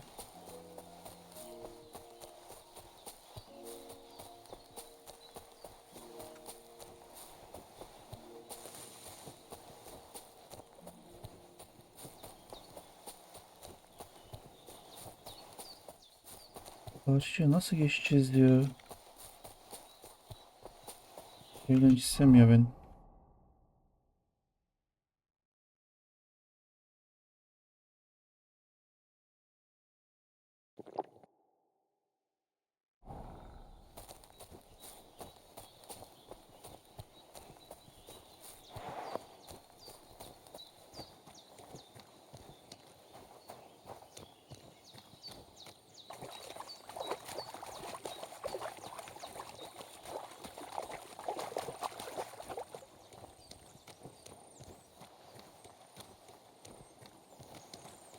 Öpüşümü bulmam lazım.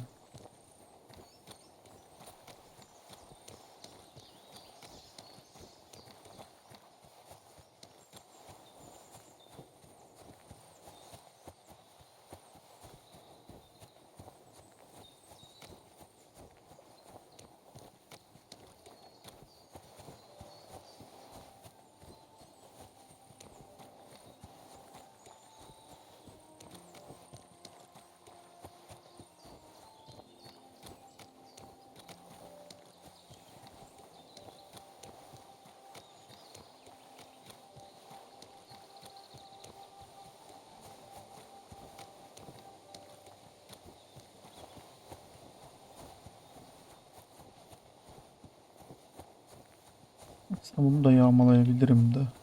Arkada birileri var.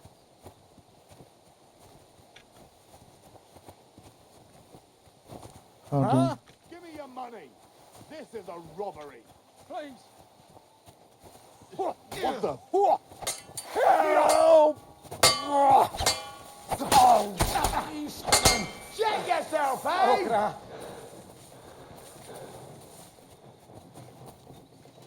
Şerefsiz, sana yardım ettim. Niye kaçıyorsun? Gelsen de yardım etsene.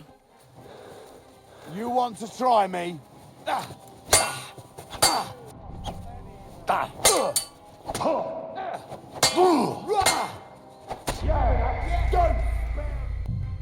Of. Adamlar çok güçlü ya.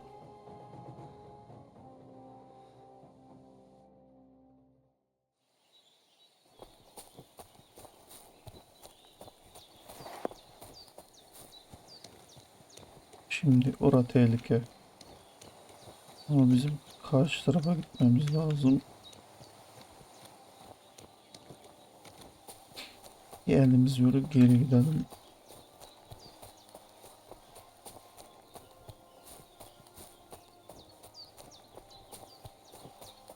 Diyeceğim, orada hiçbir şey yok ki. Neyse buradan gidelim, o haydutlara bakacağız.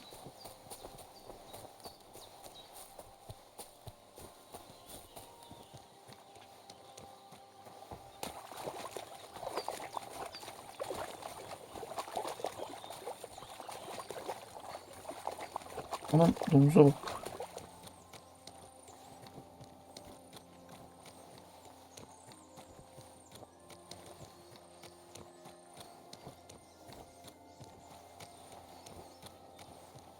Adama yardım ettik, adam bize etmedi ya lan.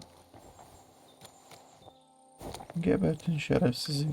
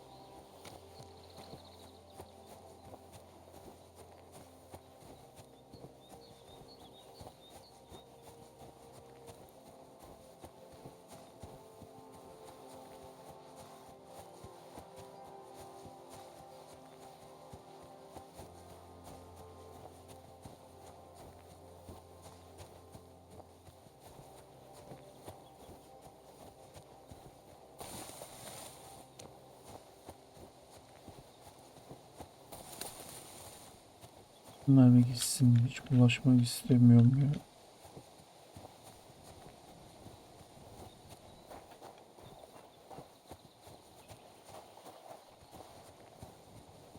Buraya çıkalım.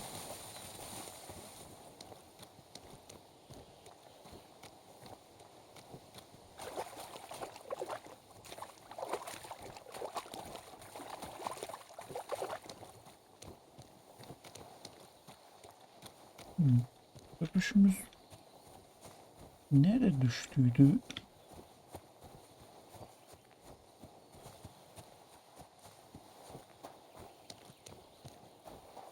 Karşıda mıydı acaba?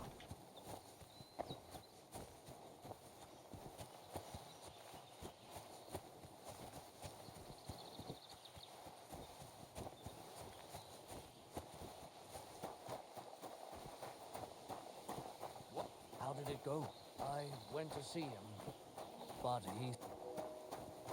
A stranger? What the fuck? You're in for an arse Nasıl kicking, you yapıyorsun? piece of shit!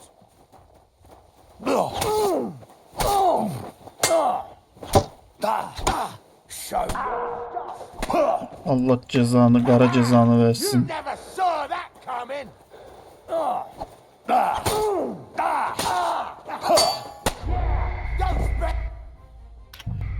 Delireceğim ya.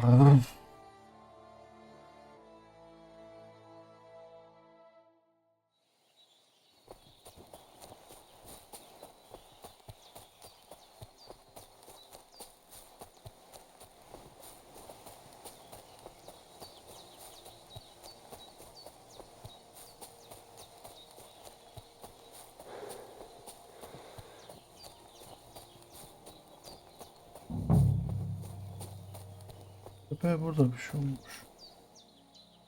There's something lying over there. I Ama hope it's not Mutt. ama lan. İlk oğlum. A nice bit of venison. And something took a good bite of it. Could Mutt have been here?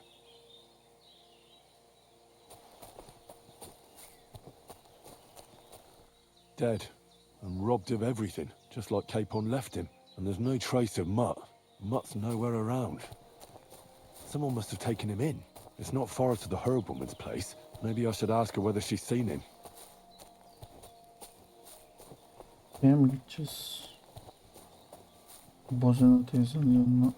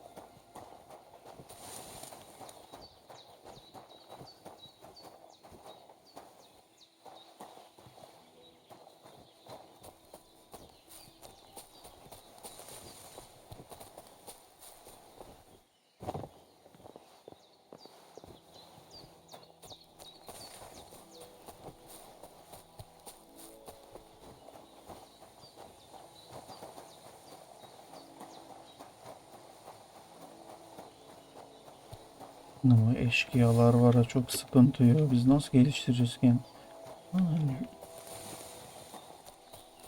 Altın da bulduk aslında. Dur bakayım, şu labirentten bir çıkalım da.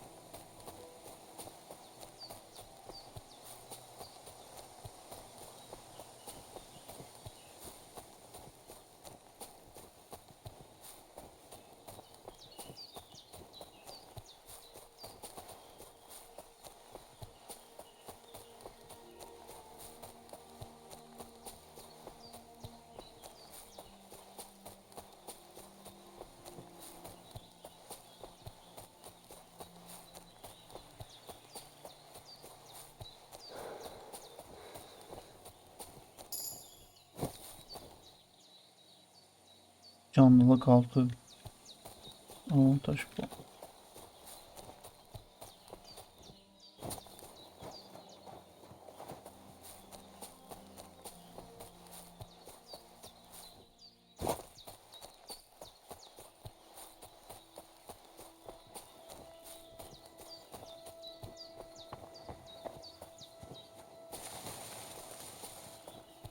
Allah, düşüyordum.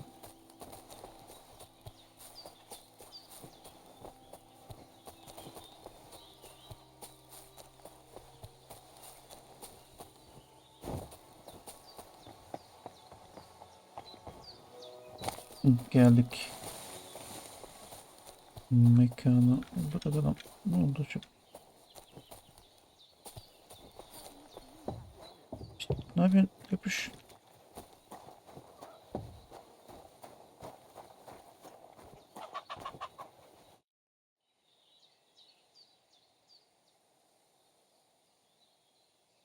Have you seen a stray dog around?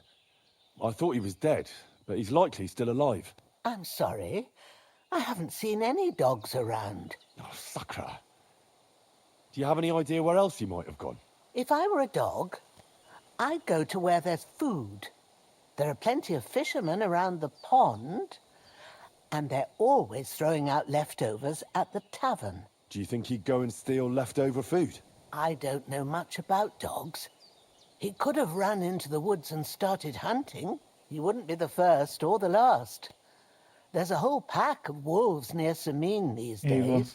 Maybe your dog's gone feral and is running around with them. Thanks.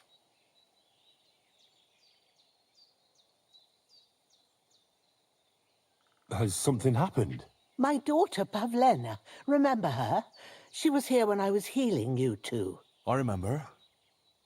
What's wrong with her? She's missing. It's not like her to be wandering around like that. She goes to Troskovitz to sell baskets, but she knows I can't manage on my own, so she never stays away for long. These old eyes of mine can't see nothing much. Pavlena has to take care of me. She's a good girl, that lass of mine. I'm very worried about her. You understand? What if something's happened to her? God forbid. I can't look for her myself, Yaparım but teyzeciğim, you ayıp could. ediyorsun. I know I'm asking a lot of you, but I've no one else to turn to. Pavlena'yı bulurum. All right, good wife. I'll try to find Pavlena for you. Thank you, Henry. If I was you, I'd ask in Troskovitz. That's where she was heading last time I saw her. And if she arrived, someone must have seen her. And you can look in the hut in her place in the loft. She keeps her things there. My old legs ain't up to climbing stairs, but you might find some clues there.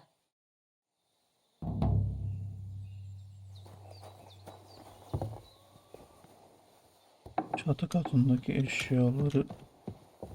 So, Pavlena, what have you left for me? Hey, this is a boy's cap. Does Pavlena wear it? Or did someone leave it here? Clothes. If she planned to run away, she'd have taken them with her.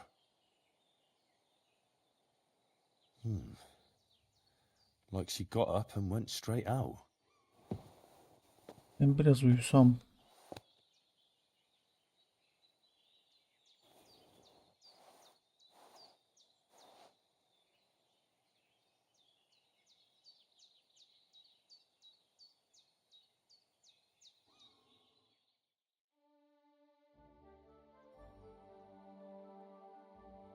Hey, what?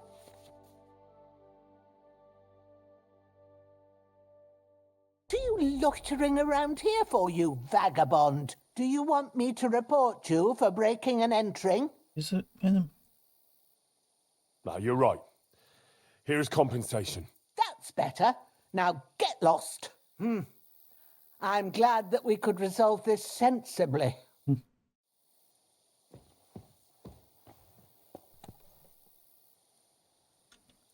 Everything is in its place. Thank God.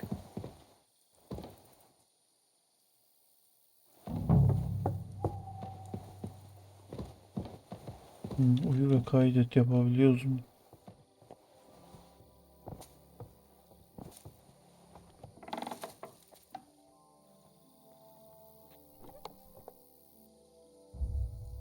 Tamam geç.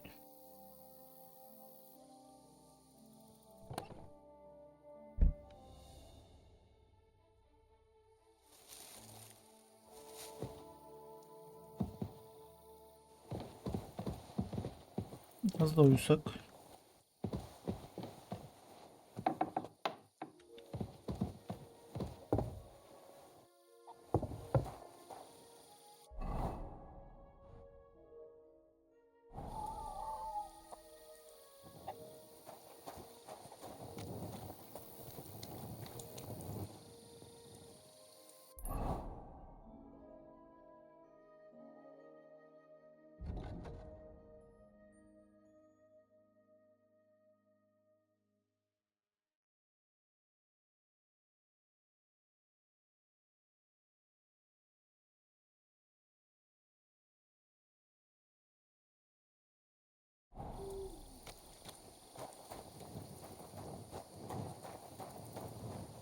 Önce iti bulsak.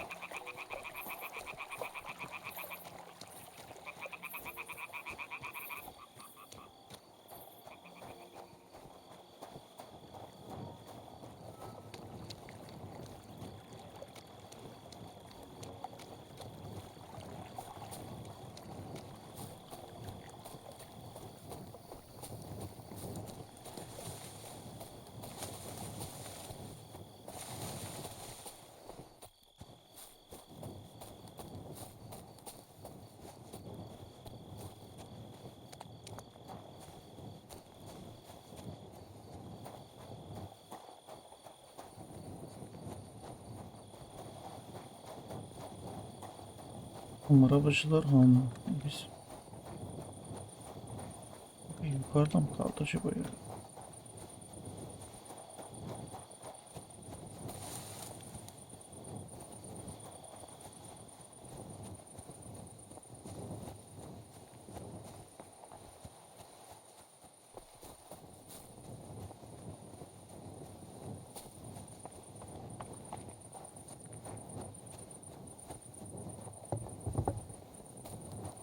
Greetings.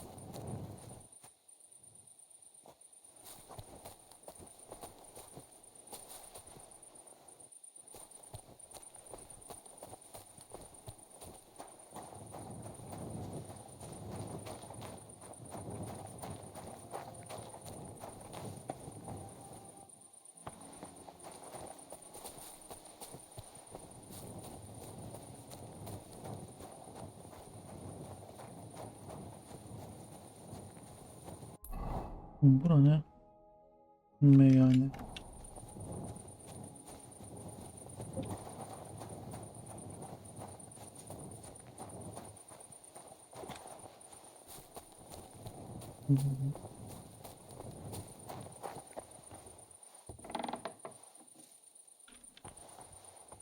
Bu meyhane değil.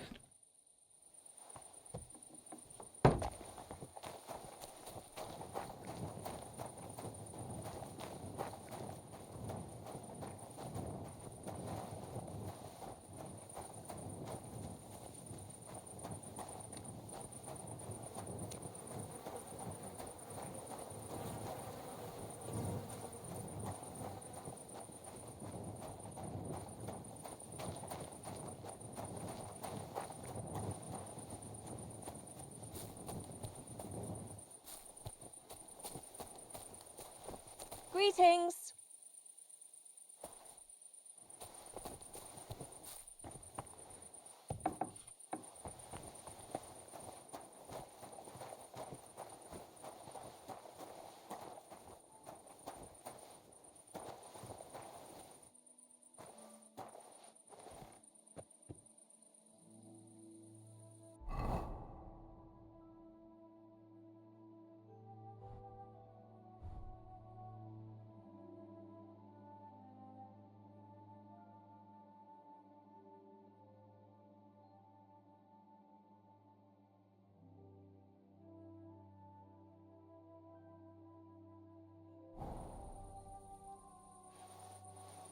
Bizim uyumamız lazım.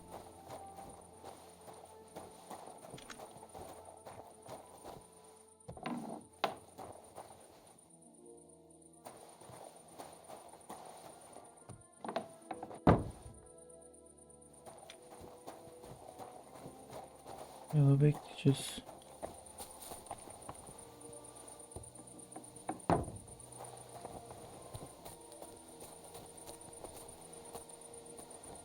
Dur bakayım.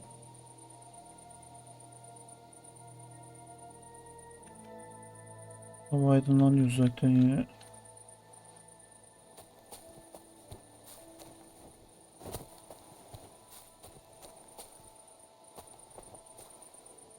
Niye su? Bu kadın ayakta.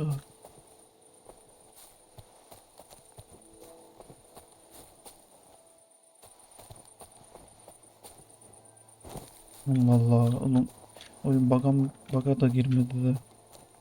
Benim salaklığım yüzüne gece damga vurduk.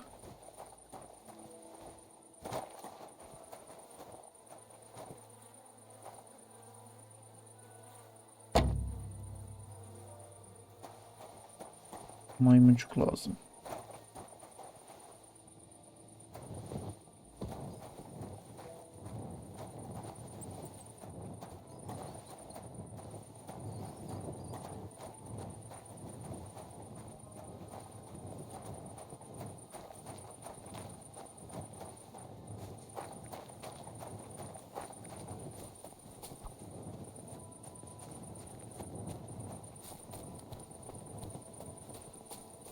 Ablacım, sen uyanıksın.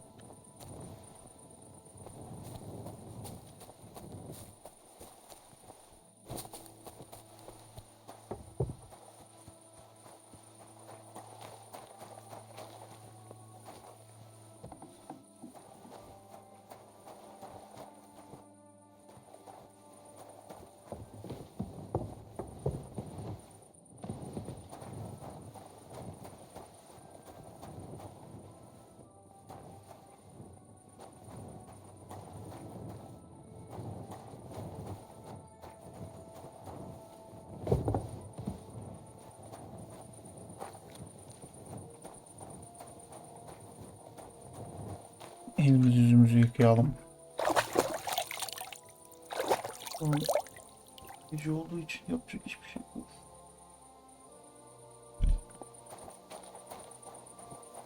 Havanın aydınlanmasını beklememiz lazım. Hı.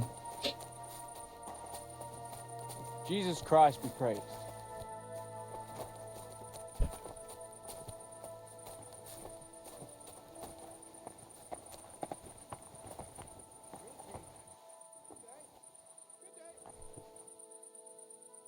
Uzar oyununu bir Would you like to oynasak ya. throw some dice? What game would you like to play?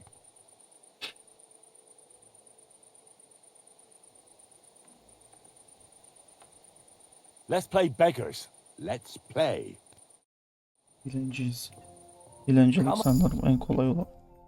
Meraklıysan evet, merakım var. Önceki atışlardan tutulan zar.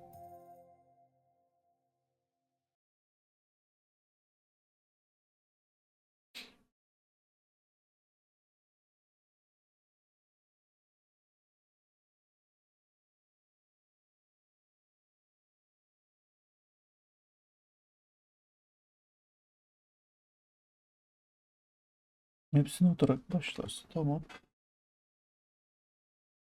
Soru zarını seç. Bunları yana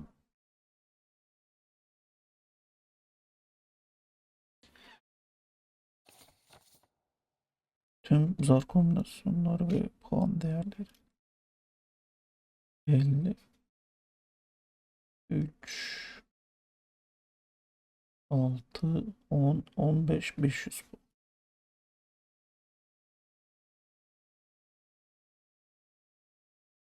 On then, show us what you can do.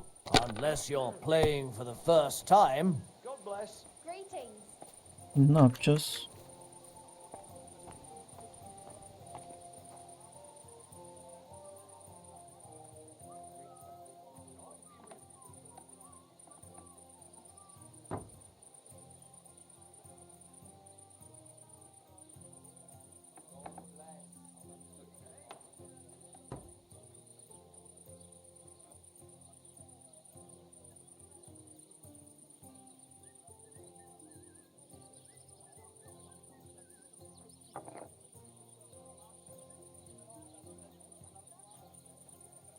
Onlara devam.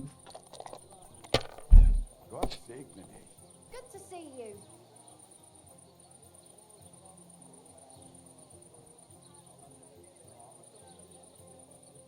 Guten Tag. God be with you. Remember when they tried to steal Orbran's gold? How could I forget? Those idiots made so much noise. They woke up half the village. Even the bull was making a racket. I reckon it didn't want to go anywhere. Let it Onlara be devam et. now. I want to play Ha, too, you know? iflas ettik lan.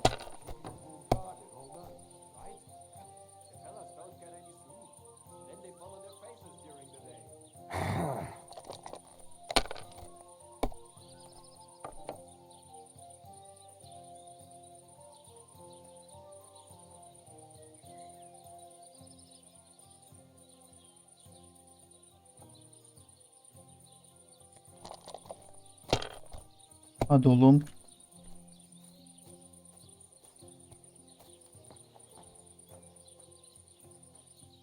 If I was you, I'd take it. 6 geldi herhalde la.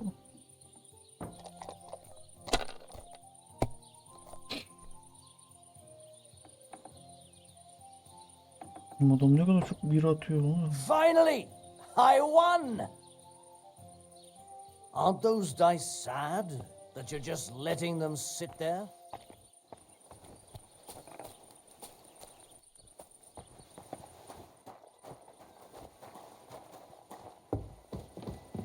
Ama yanı değil mi ya?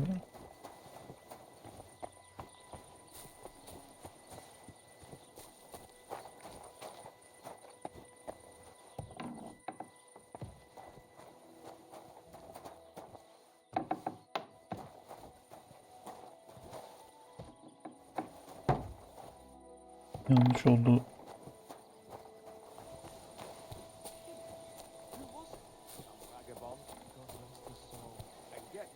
Miller Boschke says he was in the water at least a week, judging by the state of his body. So what? Somebody did him in and chucked him into the water. But the river there is a powerful current. The dead man had been floating down the river for at least a week. Without anyone noticing. Exactly. And that's not all. The dead man had a gold chain round his neck. Can you believe it? Someone bumped him off and didn't even rob him. God bless That you. is strange. I reckon something devilish was involved. You don't see something like that every day. Remember when they tried to steal old Bram's bull? How could I forget?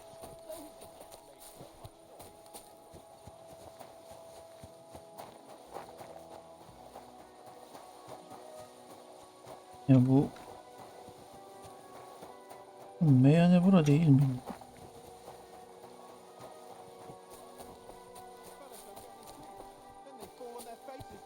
Burada hiçbir şey soramıyoruz. Don't you dare hurt me with that thing. You madman.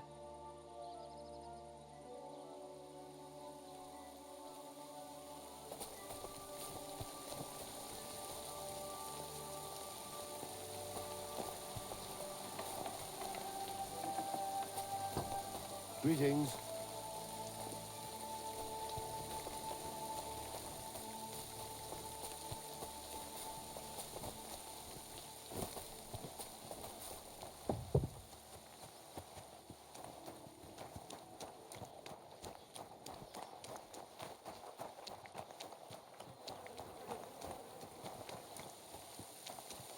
Allah Allah ya, neyi bulamadık.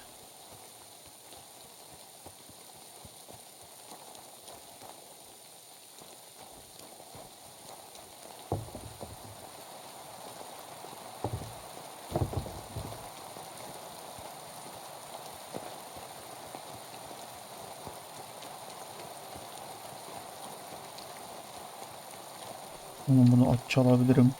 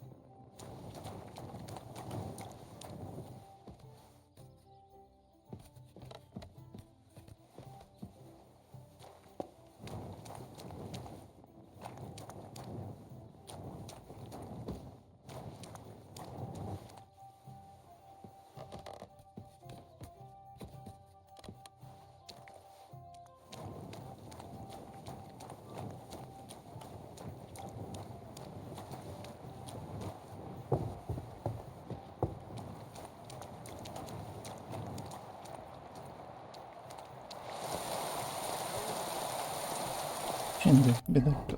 Neredeyiz? Bu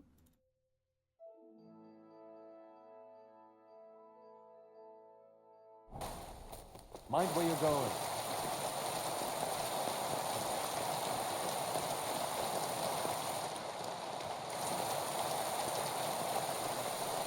ne yani bura mı?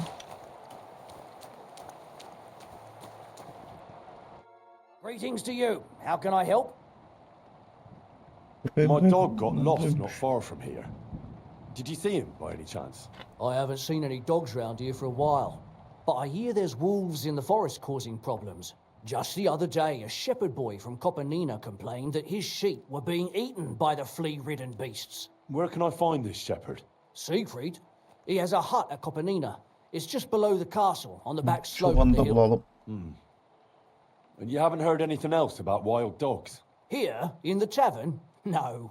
But there was a fella here who gets by doing a bit of poaching. He said once he was hunting when, right in front of him, a large pack attacked a deer. A mix of wolves and dogs, he said. That's not something you see every day. Do you know where that was?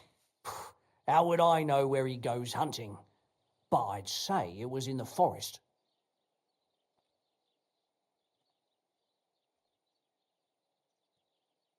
Arkadaşım aramıyorum. See you soon, my friend. Uyumana devam et dayı oğlu. Mayonnaise hiç benzemiyor ama.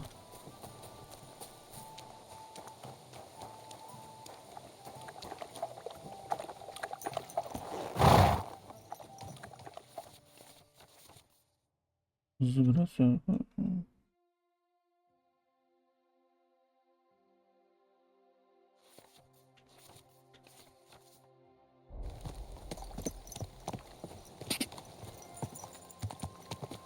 Go!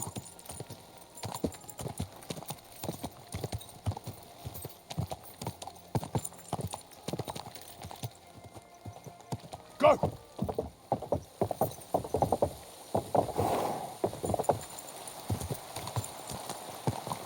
Ka! Go! Ka!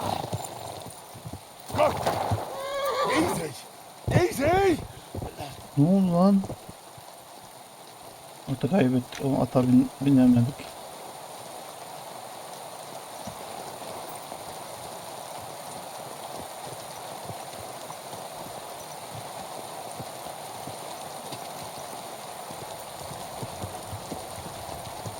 Whoa!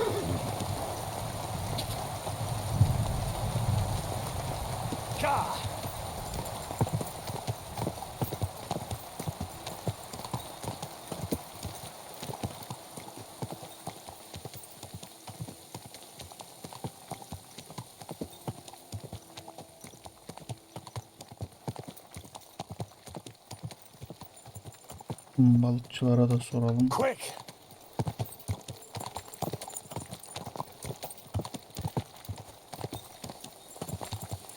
Go! Quick! Whoa! Whoa! This carriage is really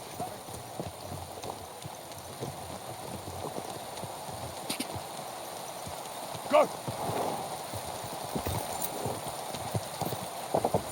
Whoa!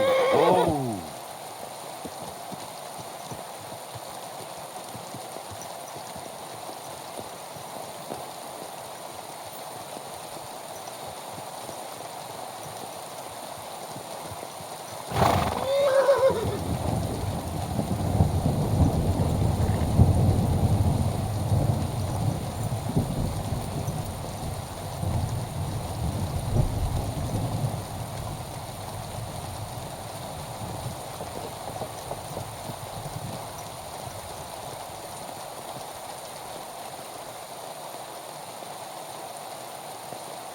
Good.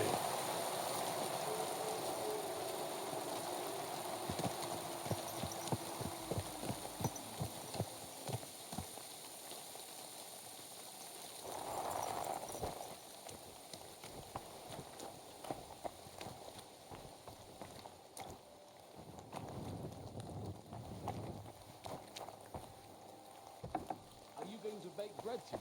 I don't know yet. I'll have to see.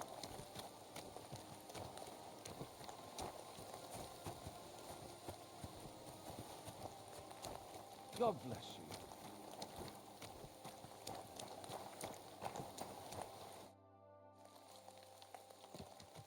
Since you're always walking around the ponds here, did you notice a stray dog wandering about? What? A dog? Do you think he came here to poach fish? Now, sheep? Well, that would be another story. And why did you specifically mention sheep? A while back, I heard Siegfried the shepherd complaining about them. Or about the gamekeeper. Or both.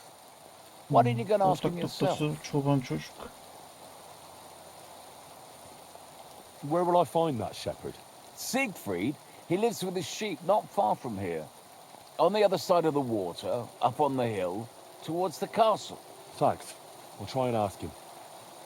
Otherwise, you haven't heard any talk of stray dogs around here, have you?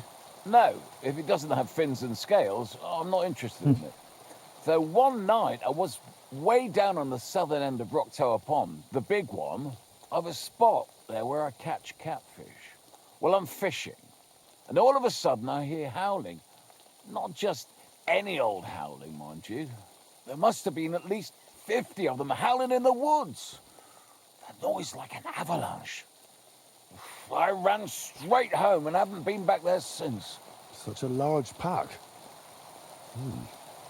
Farewell, my friend. Oğlum at nereye gitti? Çaldınız. Allah.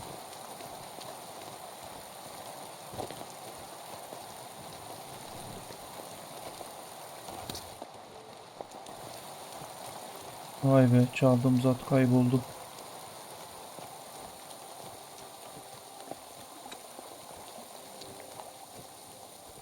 Merhaba.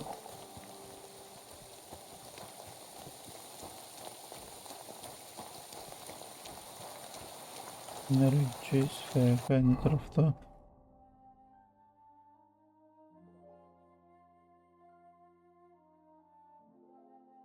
Buraya mı gideceğiz lan?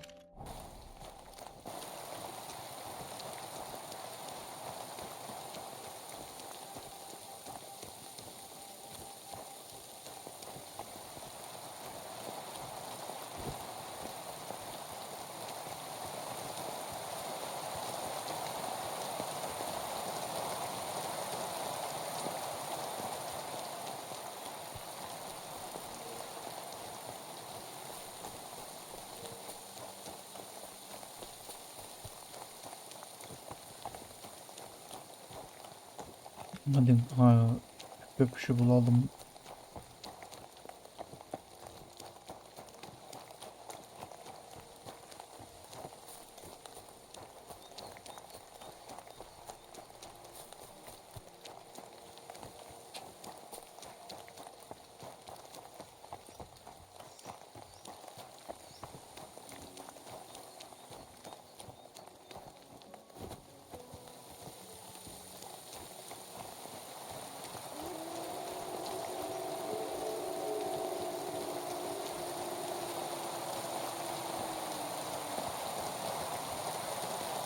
Kurt geliyor, kurt geliyor.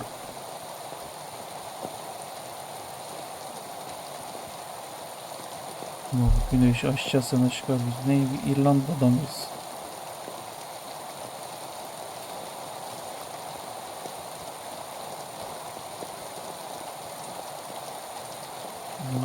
Lena'yı bulacağız.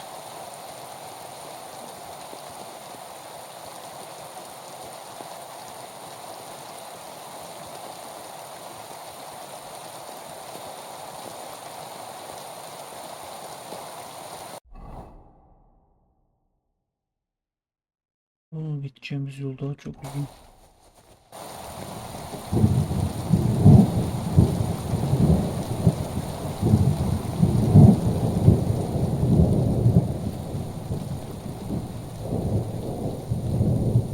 Kurt sürüsüyle çatışacağız gibi geliyor bana.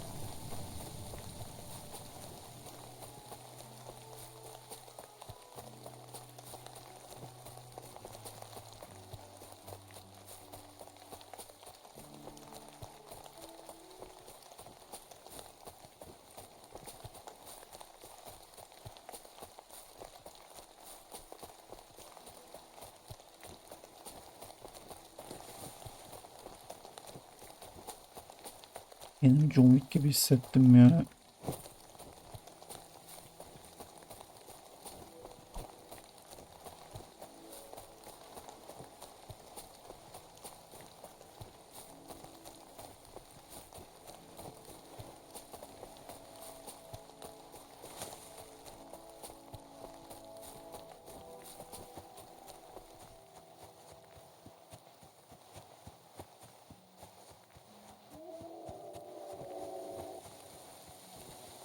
Kurt geliyor.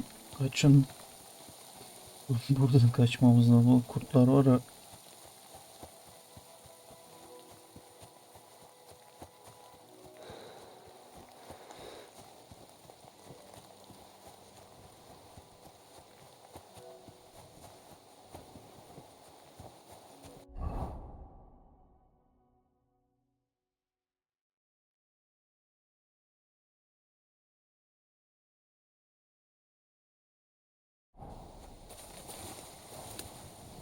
Onlar burada bir elimizi yüzümüzü yıkasak.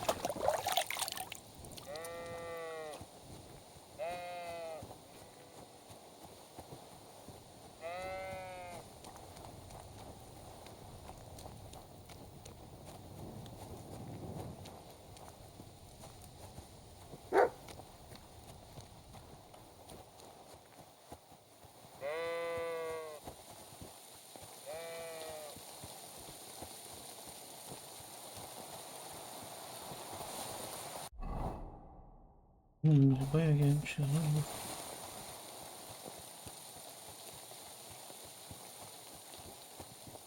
bu. Dayı. Ha.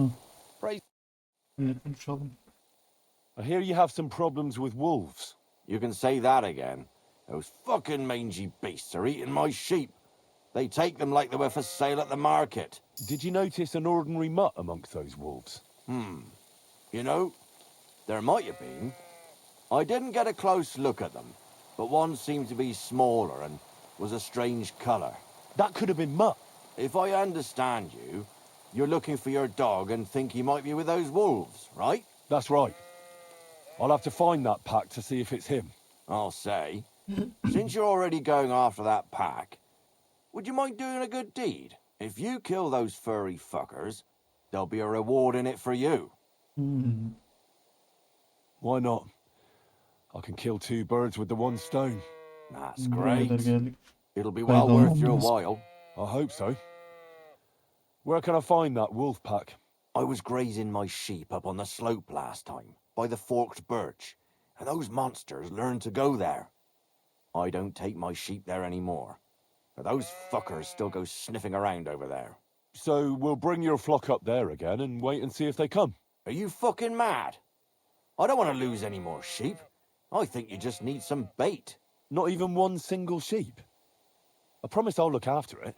Well, I could lend you Ignatius. He's the stupidest ram I've ever seen. Or the brightest. Depends on how you look at it.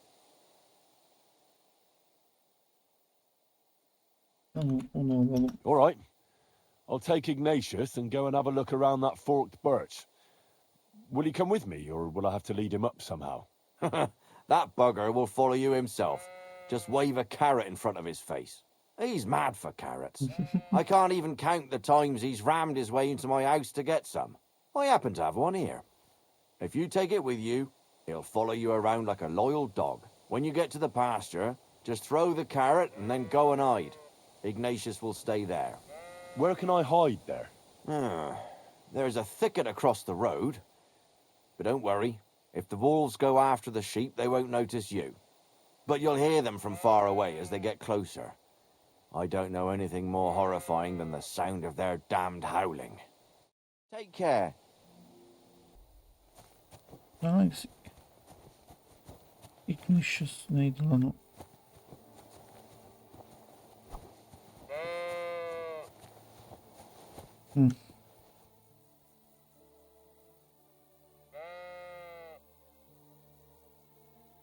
How are you, Ignatius? Sorry. I thought now that we're partners, you'd be a bit more talkative. Ben buna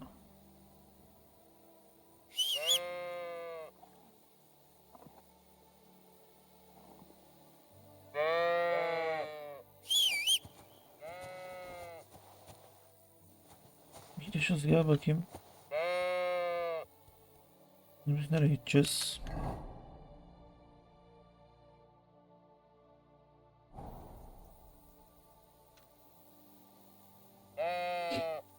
Buraya doğru. Gel. Gel çocuğum.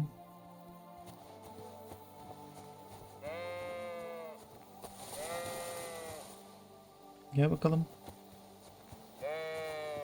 Gel gel.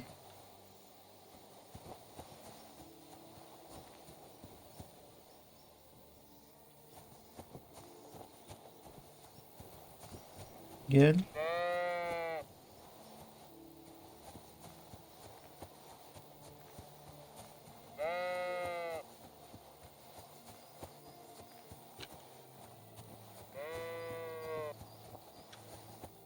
Çok uzak buraya.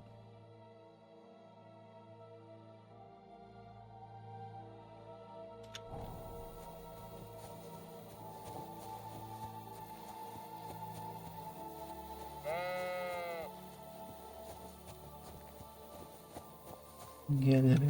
Gel bakalım.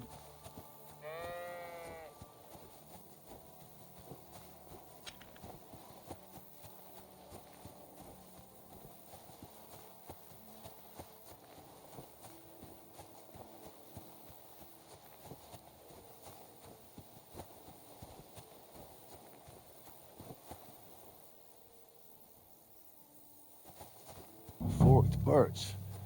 I think I've found the spot. Well, Ignatius, I'll put your snack right here. Now, come and eat it up. Once you see a wolf, just out loud, and then run away. All right? I'll be hiding in the bushes, and we'll jump out to save you in time.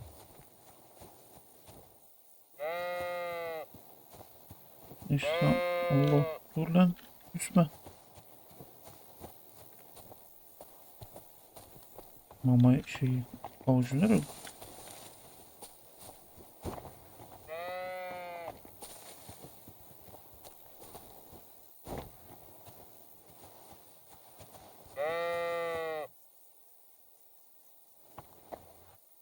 Heel.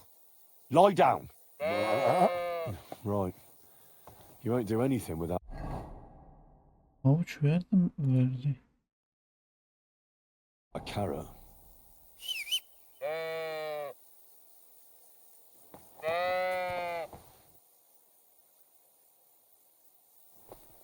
Avucu nereye koyacağız?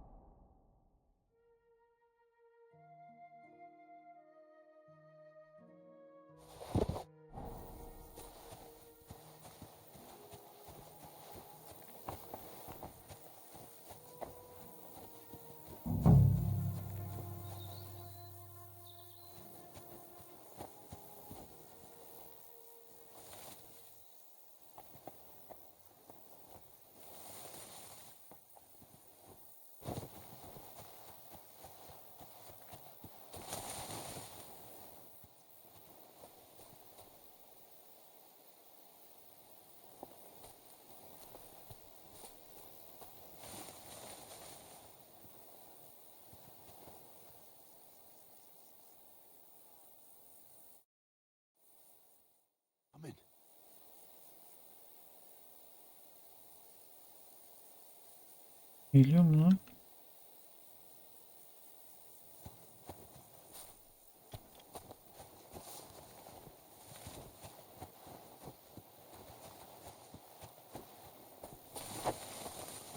Ben bunu nasıl öldüreceğim ki?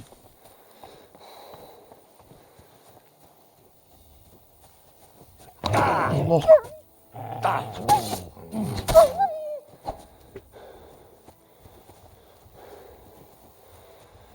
Gel buraya gel. Gel kaçma. Lan. Git.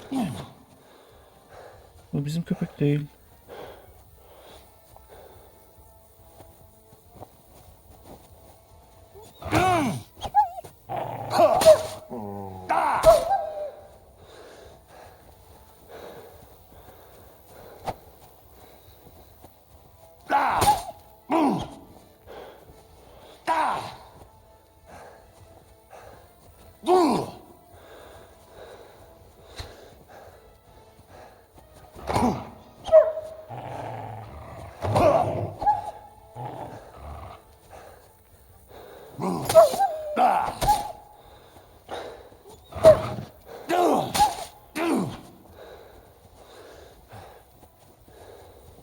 Gel buraya gel.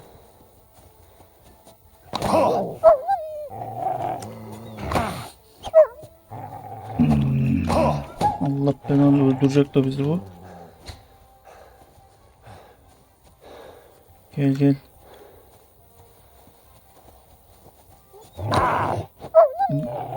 Aman cızası öl. Oğlum. Bir beceriksiz adamım ya. Zor.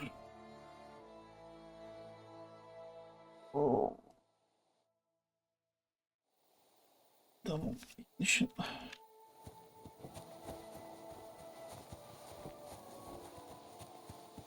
Bakalım güzellik. Neredesin?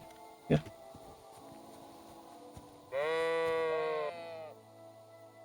How are you, Ignatius? Nasıl? Sorry. Neyse. Thought now that we're partners, you'd be a bit more talkative.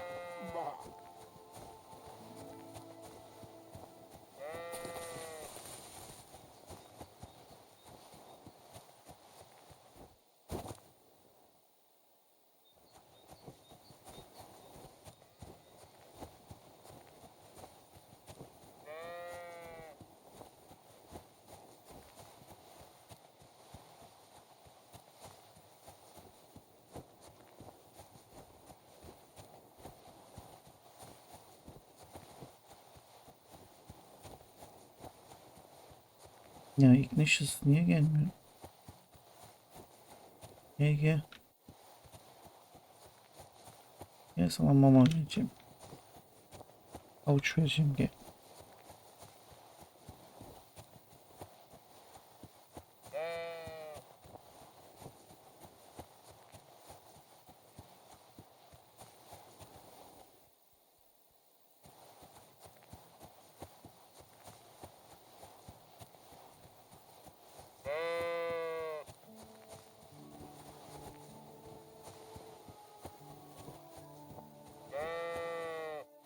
smoked birch.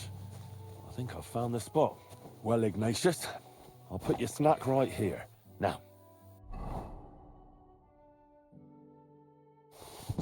Come and eat it up. Once you see a wolf, just out loud. And then run away. All right? I'll be hiding in the bushes. Yeah. We'll jump out to save you in time. Why do they call you Ignatius? All right. Keep it to yourself. Nereye gidiyorsun?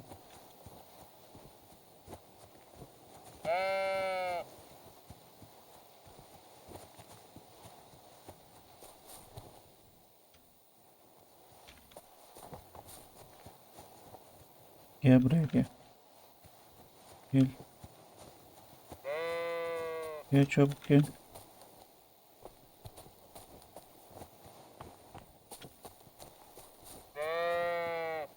Hı.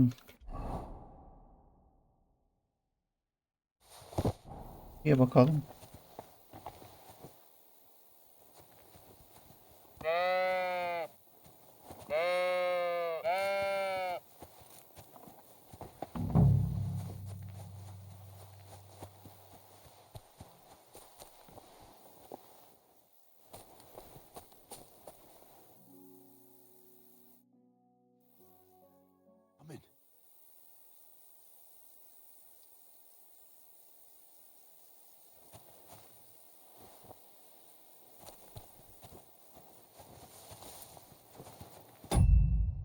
I'm in. Yanlış oldu.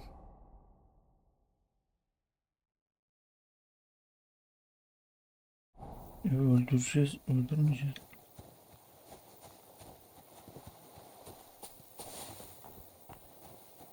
Ne şişsin öyle?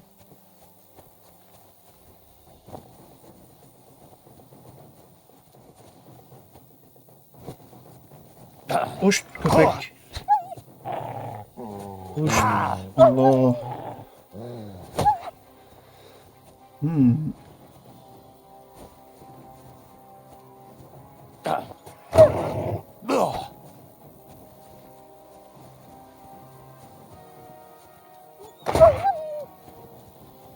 Peki.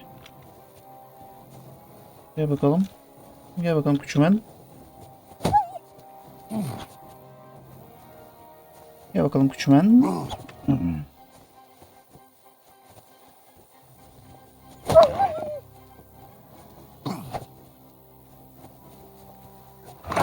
Lan ben niye vuramıyorum hiç? Ben. Allah.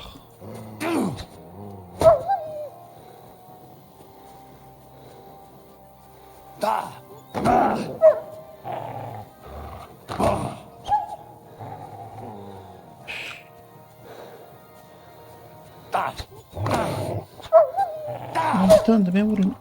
Geber, geber. Geber.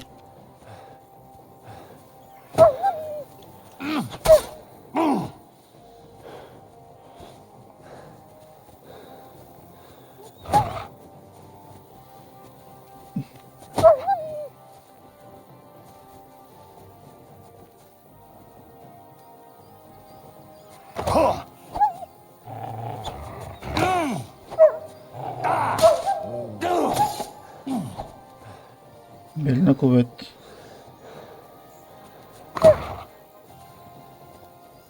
Buna biraz iki kişiydi ya.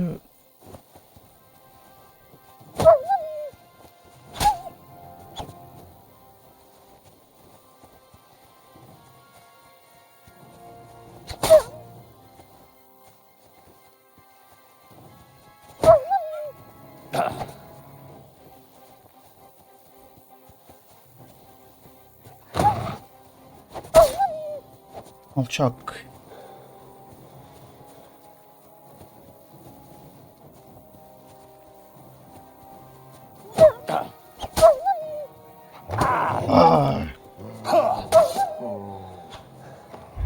Öldük. Biraz sabır, biraz sabır işi, biraz sabır.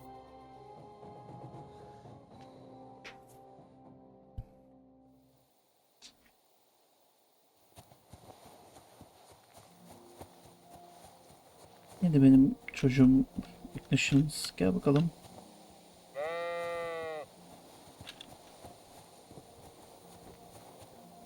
Baktık ama gel.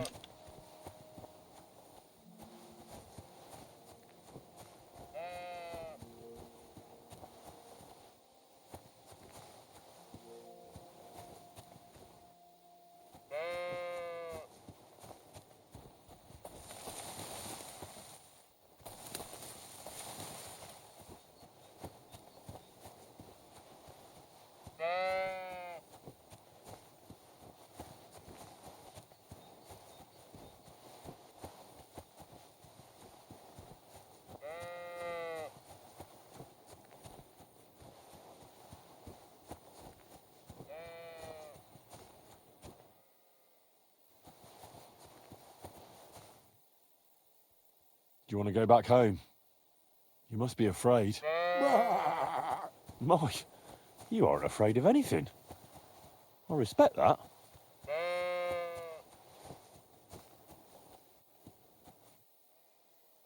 Why do they call you Ignatius? All right, keep it to yourself.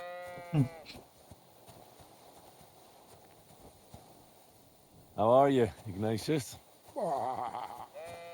Sorry. I thought now that we're partners, you'd be a bit more talkative.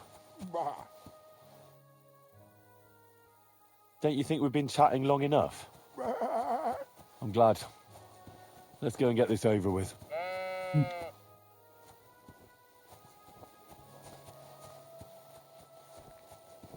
Makaramasyon. Forked birch. I think I've found the spot. Well, Ignatius, I'll put your snack right here. Now, come and eat it up. Once you see a wolf, just out loud, and then run away. All right? I'll be hiding in the bushes, and we'll jump out to save you in time.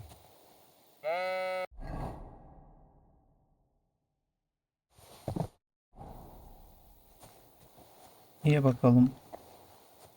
Ignitions.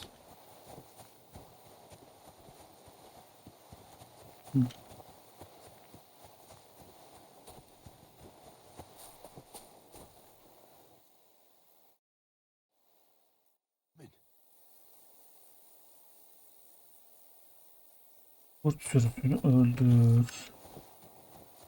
Gelin bakayım buraya bebeler.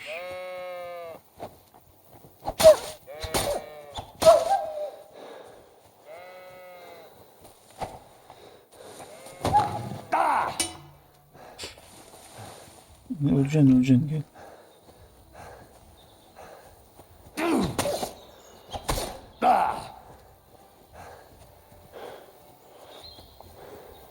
Gel buraya gel. Allah.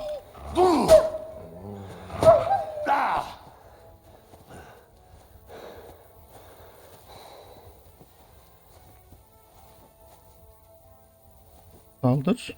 Atıl kurt. Hayır, hayır öteki. Böyle oldu mu sıkıntı. Onun için siz önüme...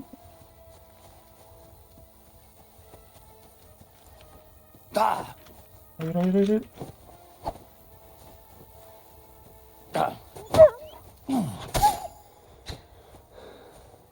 İki şey sallıyoruz. Hemen gücümüz düşüyor.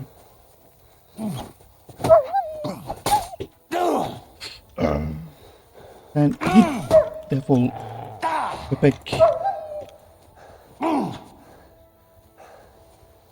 Neresi kurt? Öl gari. Kaç tane bak darbesi yemen lazım. Ölmen için kurt.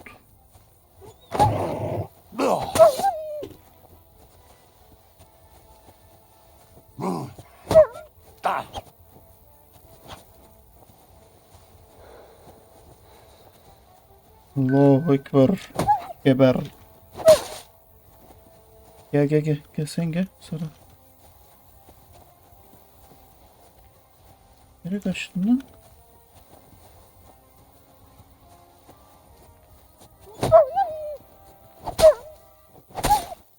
Sen benim itim değilsin.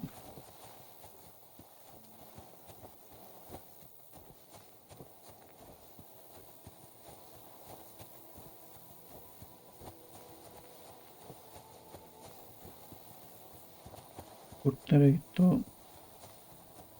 Burada öldürmem lazım. İçim iyi olmaz.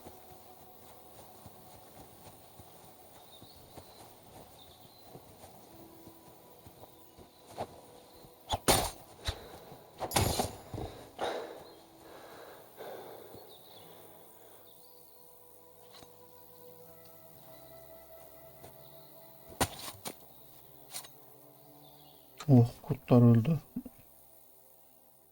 Kurt eti.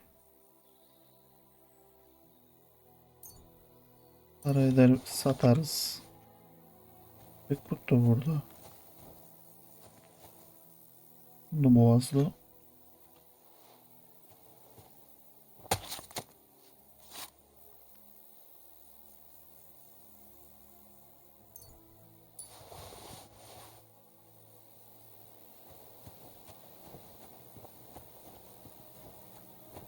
Benim öpüşüm değilsin.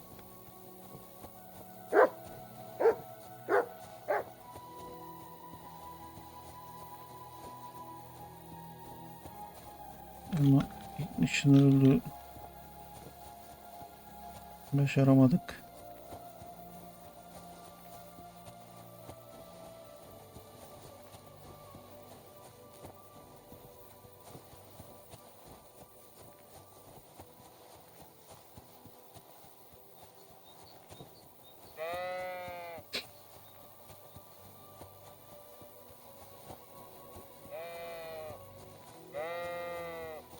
You want to hurt someone? Don't be... Is that supposed to be a threat?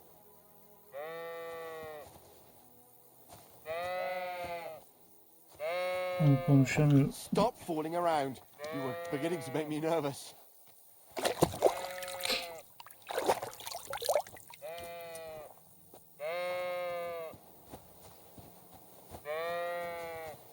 Silahımı koymayı unutmuşum. Özür dilerim. Greetings. What do you need?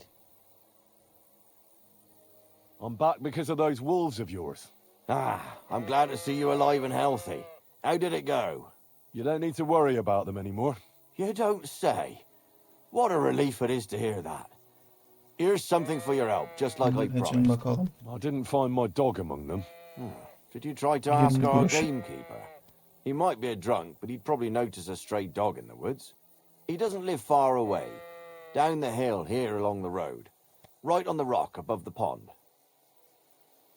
I wanted to tell you something about Ignatius. Did something happen to him? No, nothing happened. He survived. And he's probably back with the flock by now. I'm glad to hear that. He's a stubborn fool, but I'm fond of him. God be with you.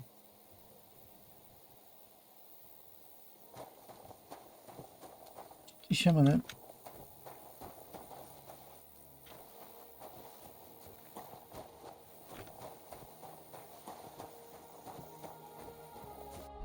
Oğlak bekçisi çok uzakta mı?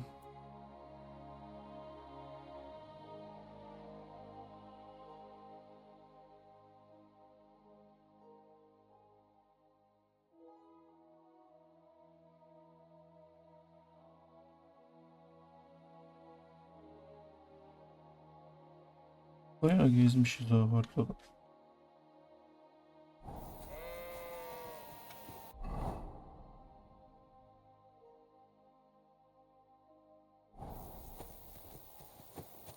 Önce köpüşüm bulacağım tabii ki de.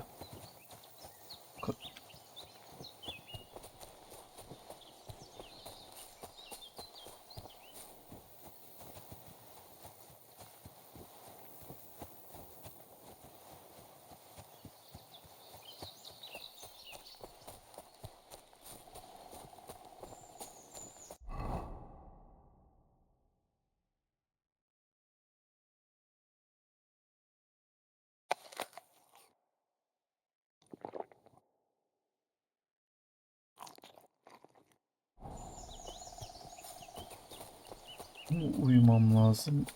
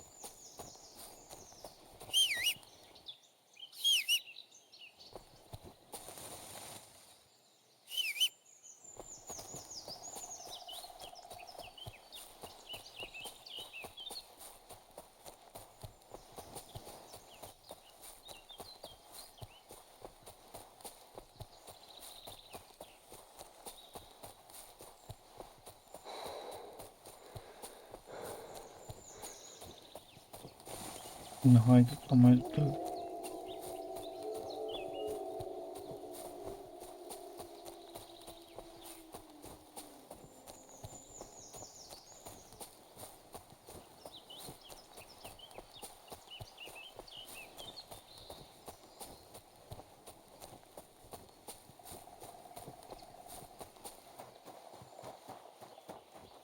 Bunlar çok bunu.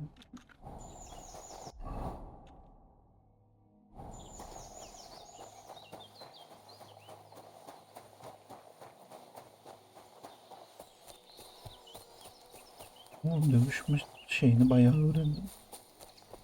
Savunma çıktığında zaten aslında savunma.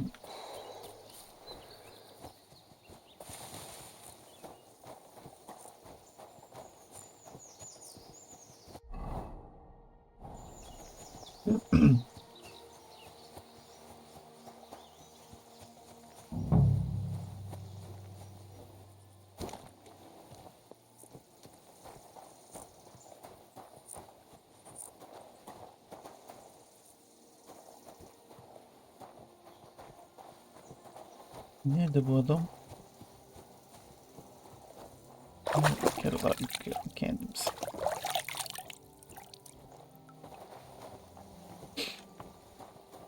Aha. Ave Maria. Merhaba Zlata. What happened? You look worried.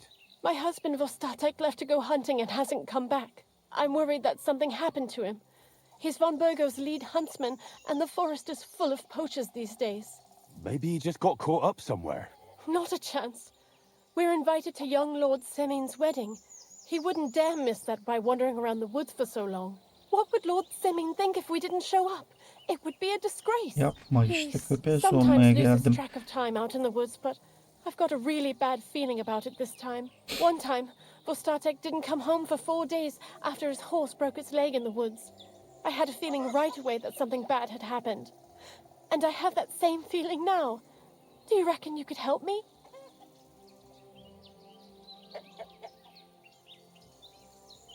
So your husband got lost when he was out hunting, and you want me to go and find him?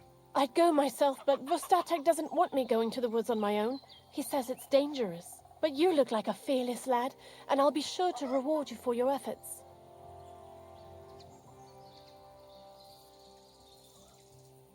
Why did Vostatek forbid you from going to the forest? Is it really that dangerous? There are wolves, boars, and worse out there. What could Daha you meet in the kötüsü ne forest olabilir? that's worse than an angry boar? Well, people, of course. All sorts of cutthroats and thieves hide out in those woods. So watch your back.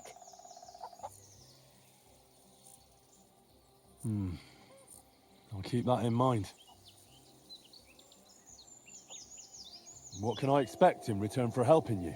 I can give you some groschen. We aren't too badly off. But above all, if you help him, you'll be in his good books. And everyone wants to be in my Vostatek's good books. All right. I'll bring Vostatek back to you. Thank you. I wouldn't send you if I didn't think it was necessary, but I have a really bad feeling about this. Before you leave, please make sure to talk to Vitek. He's our son. Vostatek takes him on the hunt with him sometimes. He might know where he was headed today. All right. I'll let you know as soon as I find something. Be careful out there. Take care now.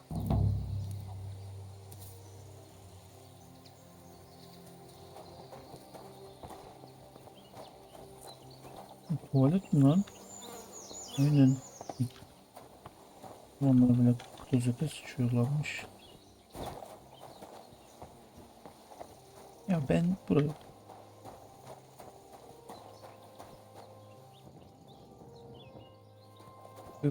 Köpüşü aramaya geldim.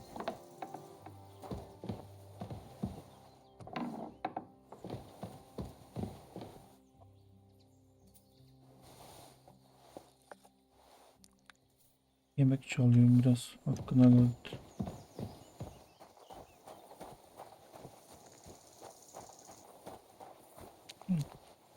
Köpüşü aramaya geldik.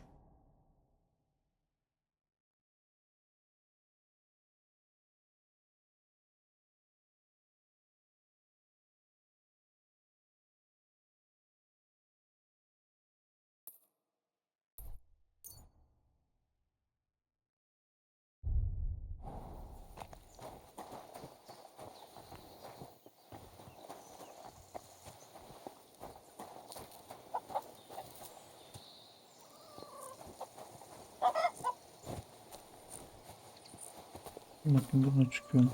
Bu beyaz dur gelmedi.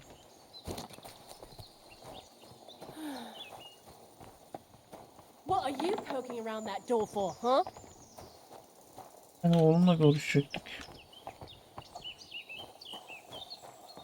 Piss off!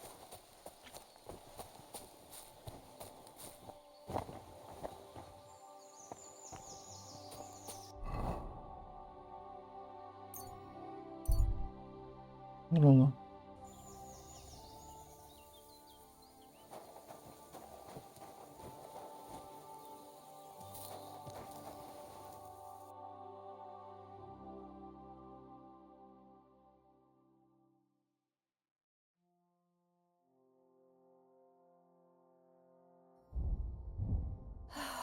May, how can I help you today? Atacağım bir şey olur.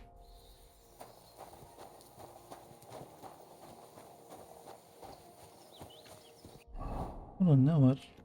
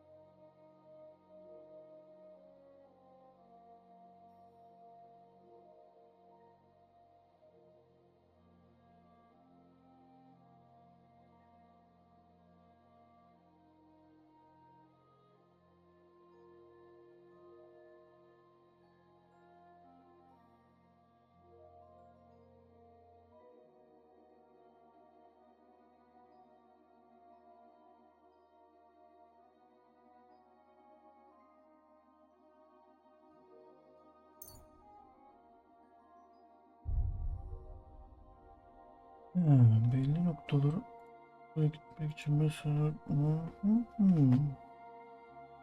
güzel.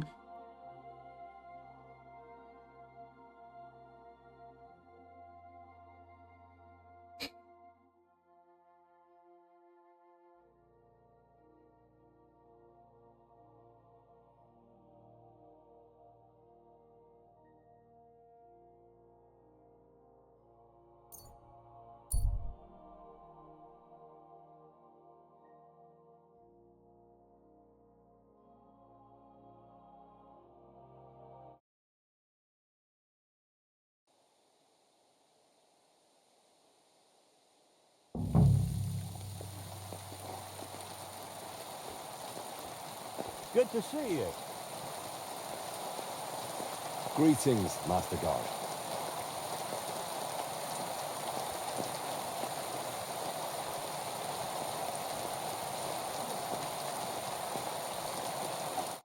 Greetings. Do you need something? Bana bir şeyler lazım. Pavlena. Have you seen a young girl here? Her name is Pavlena. She wears a headscarf and sells baskets. If she ain't a local, I don't know nothing about her. Take care, friend.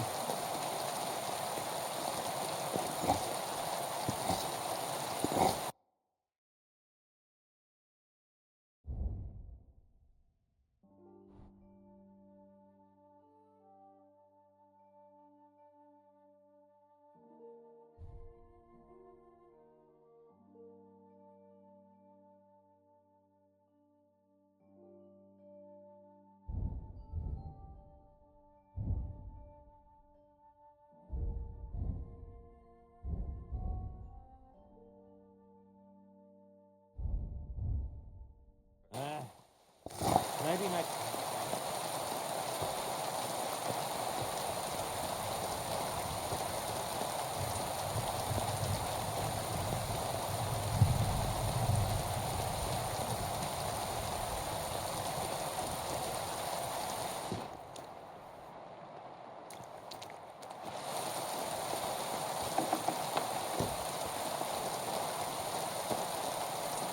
Good day to you.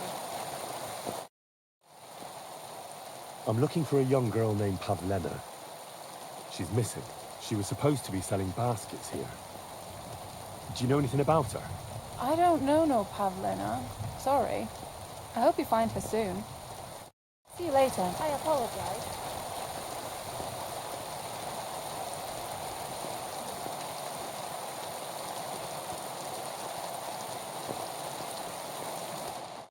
Good afternoon.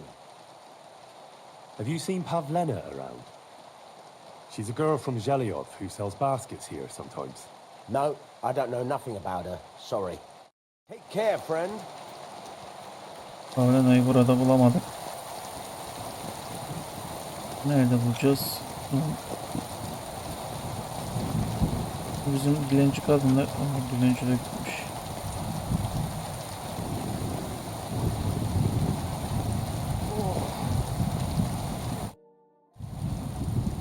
I'm looking for a girl who's gone missing.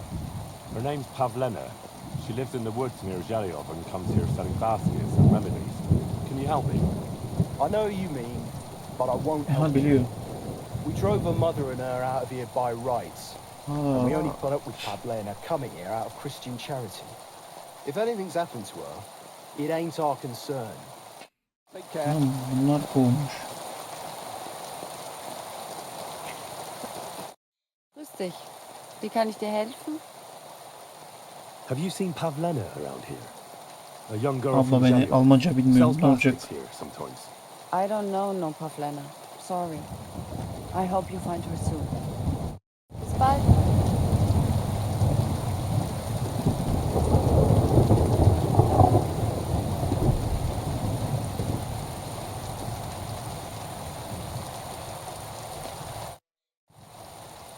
Have you seen Pavlena around? She's a girl from Zhelyov who sells baskets here sometimes. If she ain't a local, I don't know nothing about her. See you later.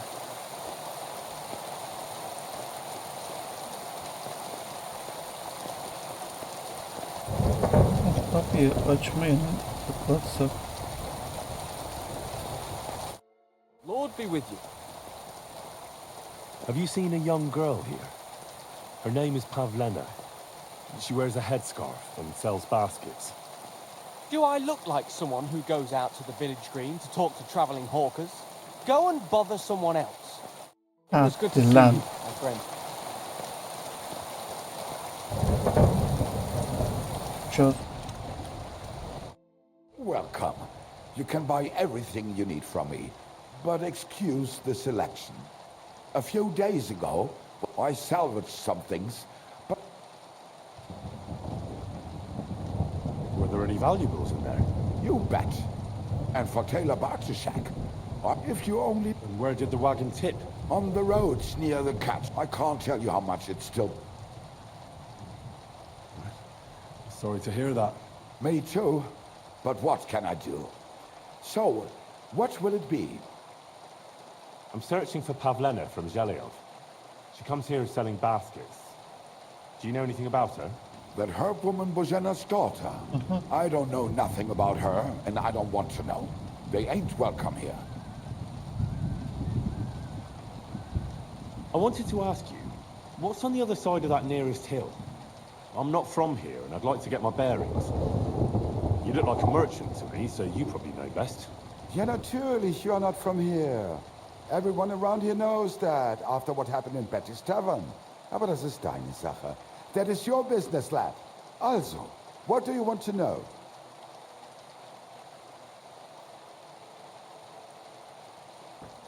Where can I find a church round here? I'm surprised you don't even have a small chapel in the village. If you want. Die Rettung deiner Seele, junger Mann. You have to go through the forest to Aujetz and to St. Catherine. Herr von Berger does have a chapel in his castle, but it's not for commoners like you. We do not go there either. Und warum auch?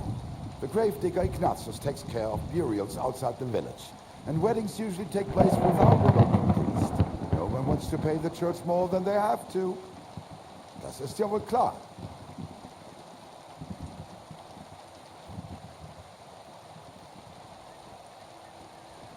Bis bald, mein Freund. Greetings. What do you want? Have you seen a young girl selling baskets here? Her name is Pavlena. Is she pretty?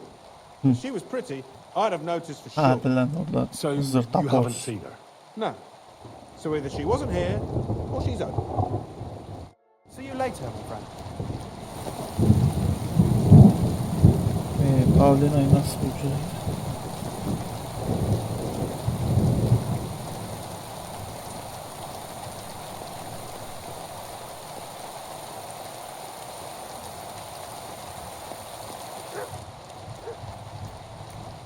Greetings to you. How can I help? Have you seen Pavlina'yı a arıyorum. young girl here? Her name is Pavlena. She wears a headscarf and sells baskets. No, I don't know nothing about her. Sorry. Farewell.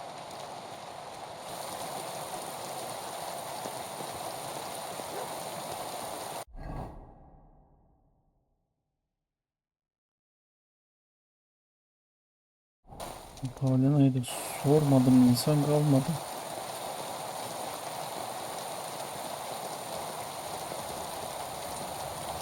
Meyhaneye gidelim. Şey neydi o?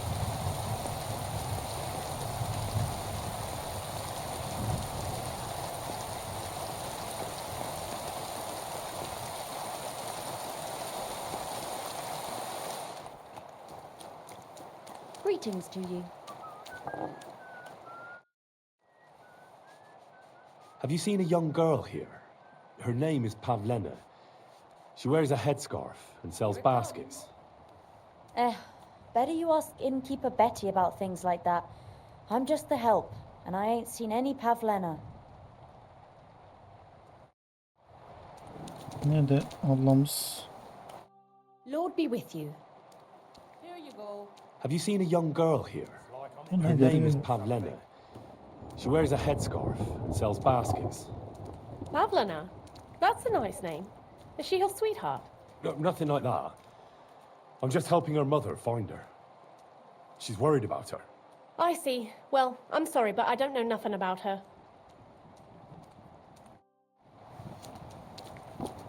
Nasıl bir baktır ya? Have you come to break some more stuff? If you want something, wait till I've stopped being angry. And if you don't have anywhere to sleep, they'll look after you in Jelly-off. Here you go, just like you wanted. Ben mi çıkarttım kavgayı ablacığım? Hadi. Have you come to break some more stuff?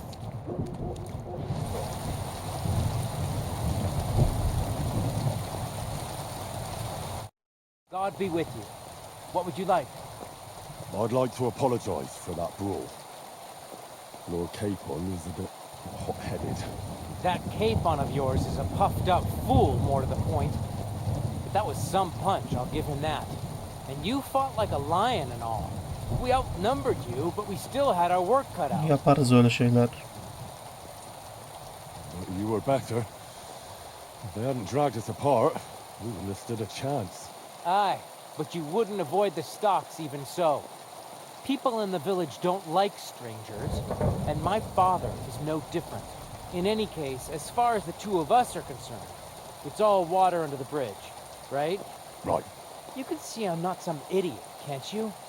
I just don't like haughty fuckers. And you aren't one, are you? I hope not. I'm sure you aren't. You're a good lad. I can tell. And a good brawler as well. If you ever want a proper workout and some fisticuffs, Lawrence the Jelly-off innkeeper is your man. Have you seen Pavlena around?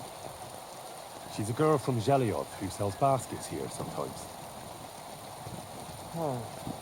I don't know her, but you can ask my father. He'll probably be in the rat house somewhere. Farewell, my friend.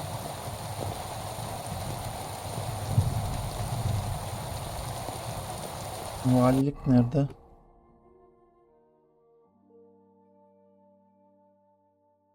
Keşke. Well, good day.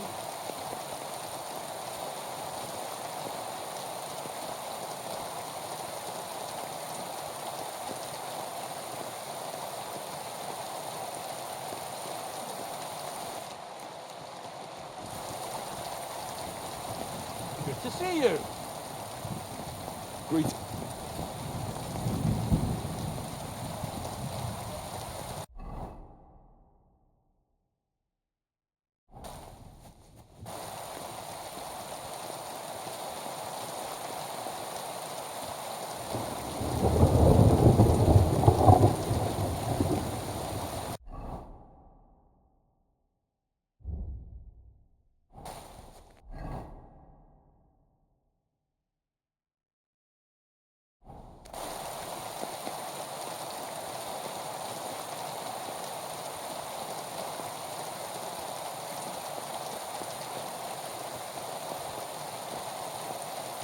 Kuralım ha.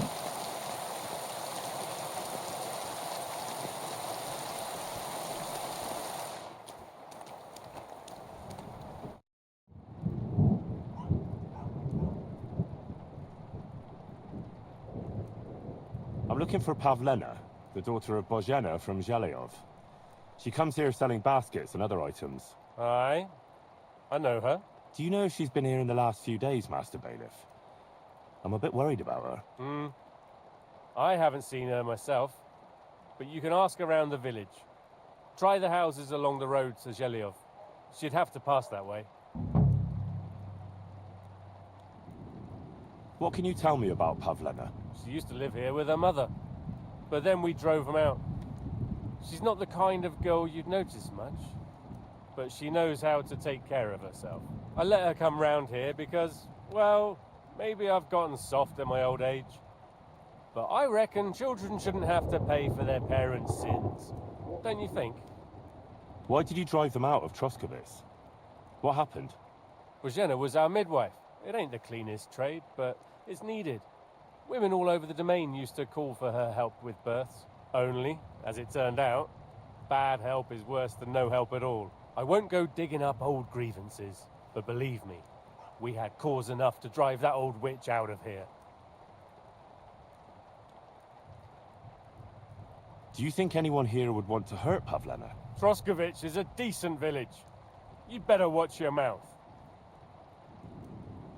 Has Pavlena got any friends here? Acquaintances? There's Roman, who brings us wood. Roman? Who's he? A woodcutter like his father. May he rest in peace. He lives just off the green. His hair is red like embers. You can't miss him. And Pavlena's on friendly terms with him? You could put it like that. Roman's pa wouldn't be too happy about his son being with an outsider like her. But all he can do now is look down and weep. Not that Roman ain't a decent lad. Honest and hard-working. It wouldn't surprise me if Pavlena left her ma to be with him. Well, I don't think that's likely. Pavlena left all her things at home. Still and all, you could go and ask Roman if he's seen her or not.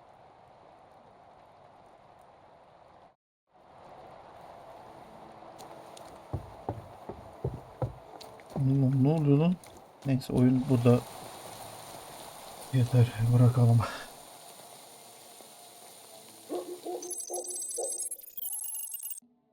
Nice. Evet dostlar, beğenirseniz bir like'ınızı alırım. Oyunu burada bırakayım. Bu 3. bölüm olacak. Allah beğenirsiniz. Sevgiyle kalın. Hoşça kalın.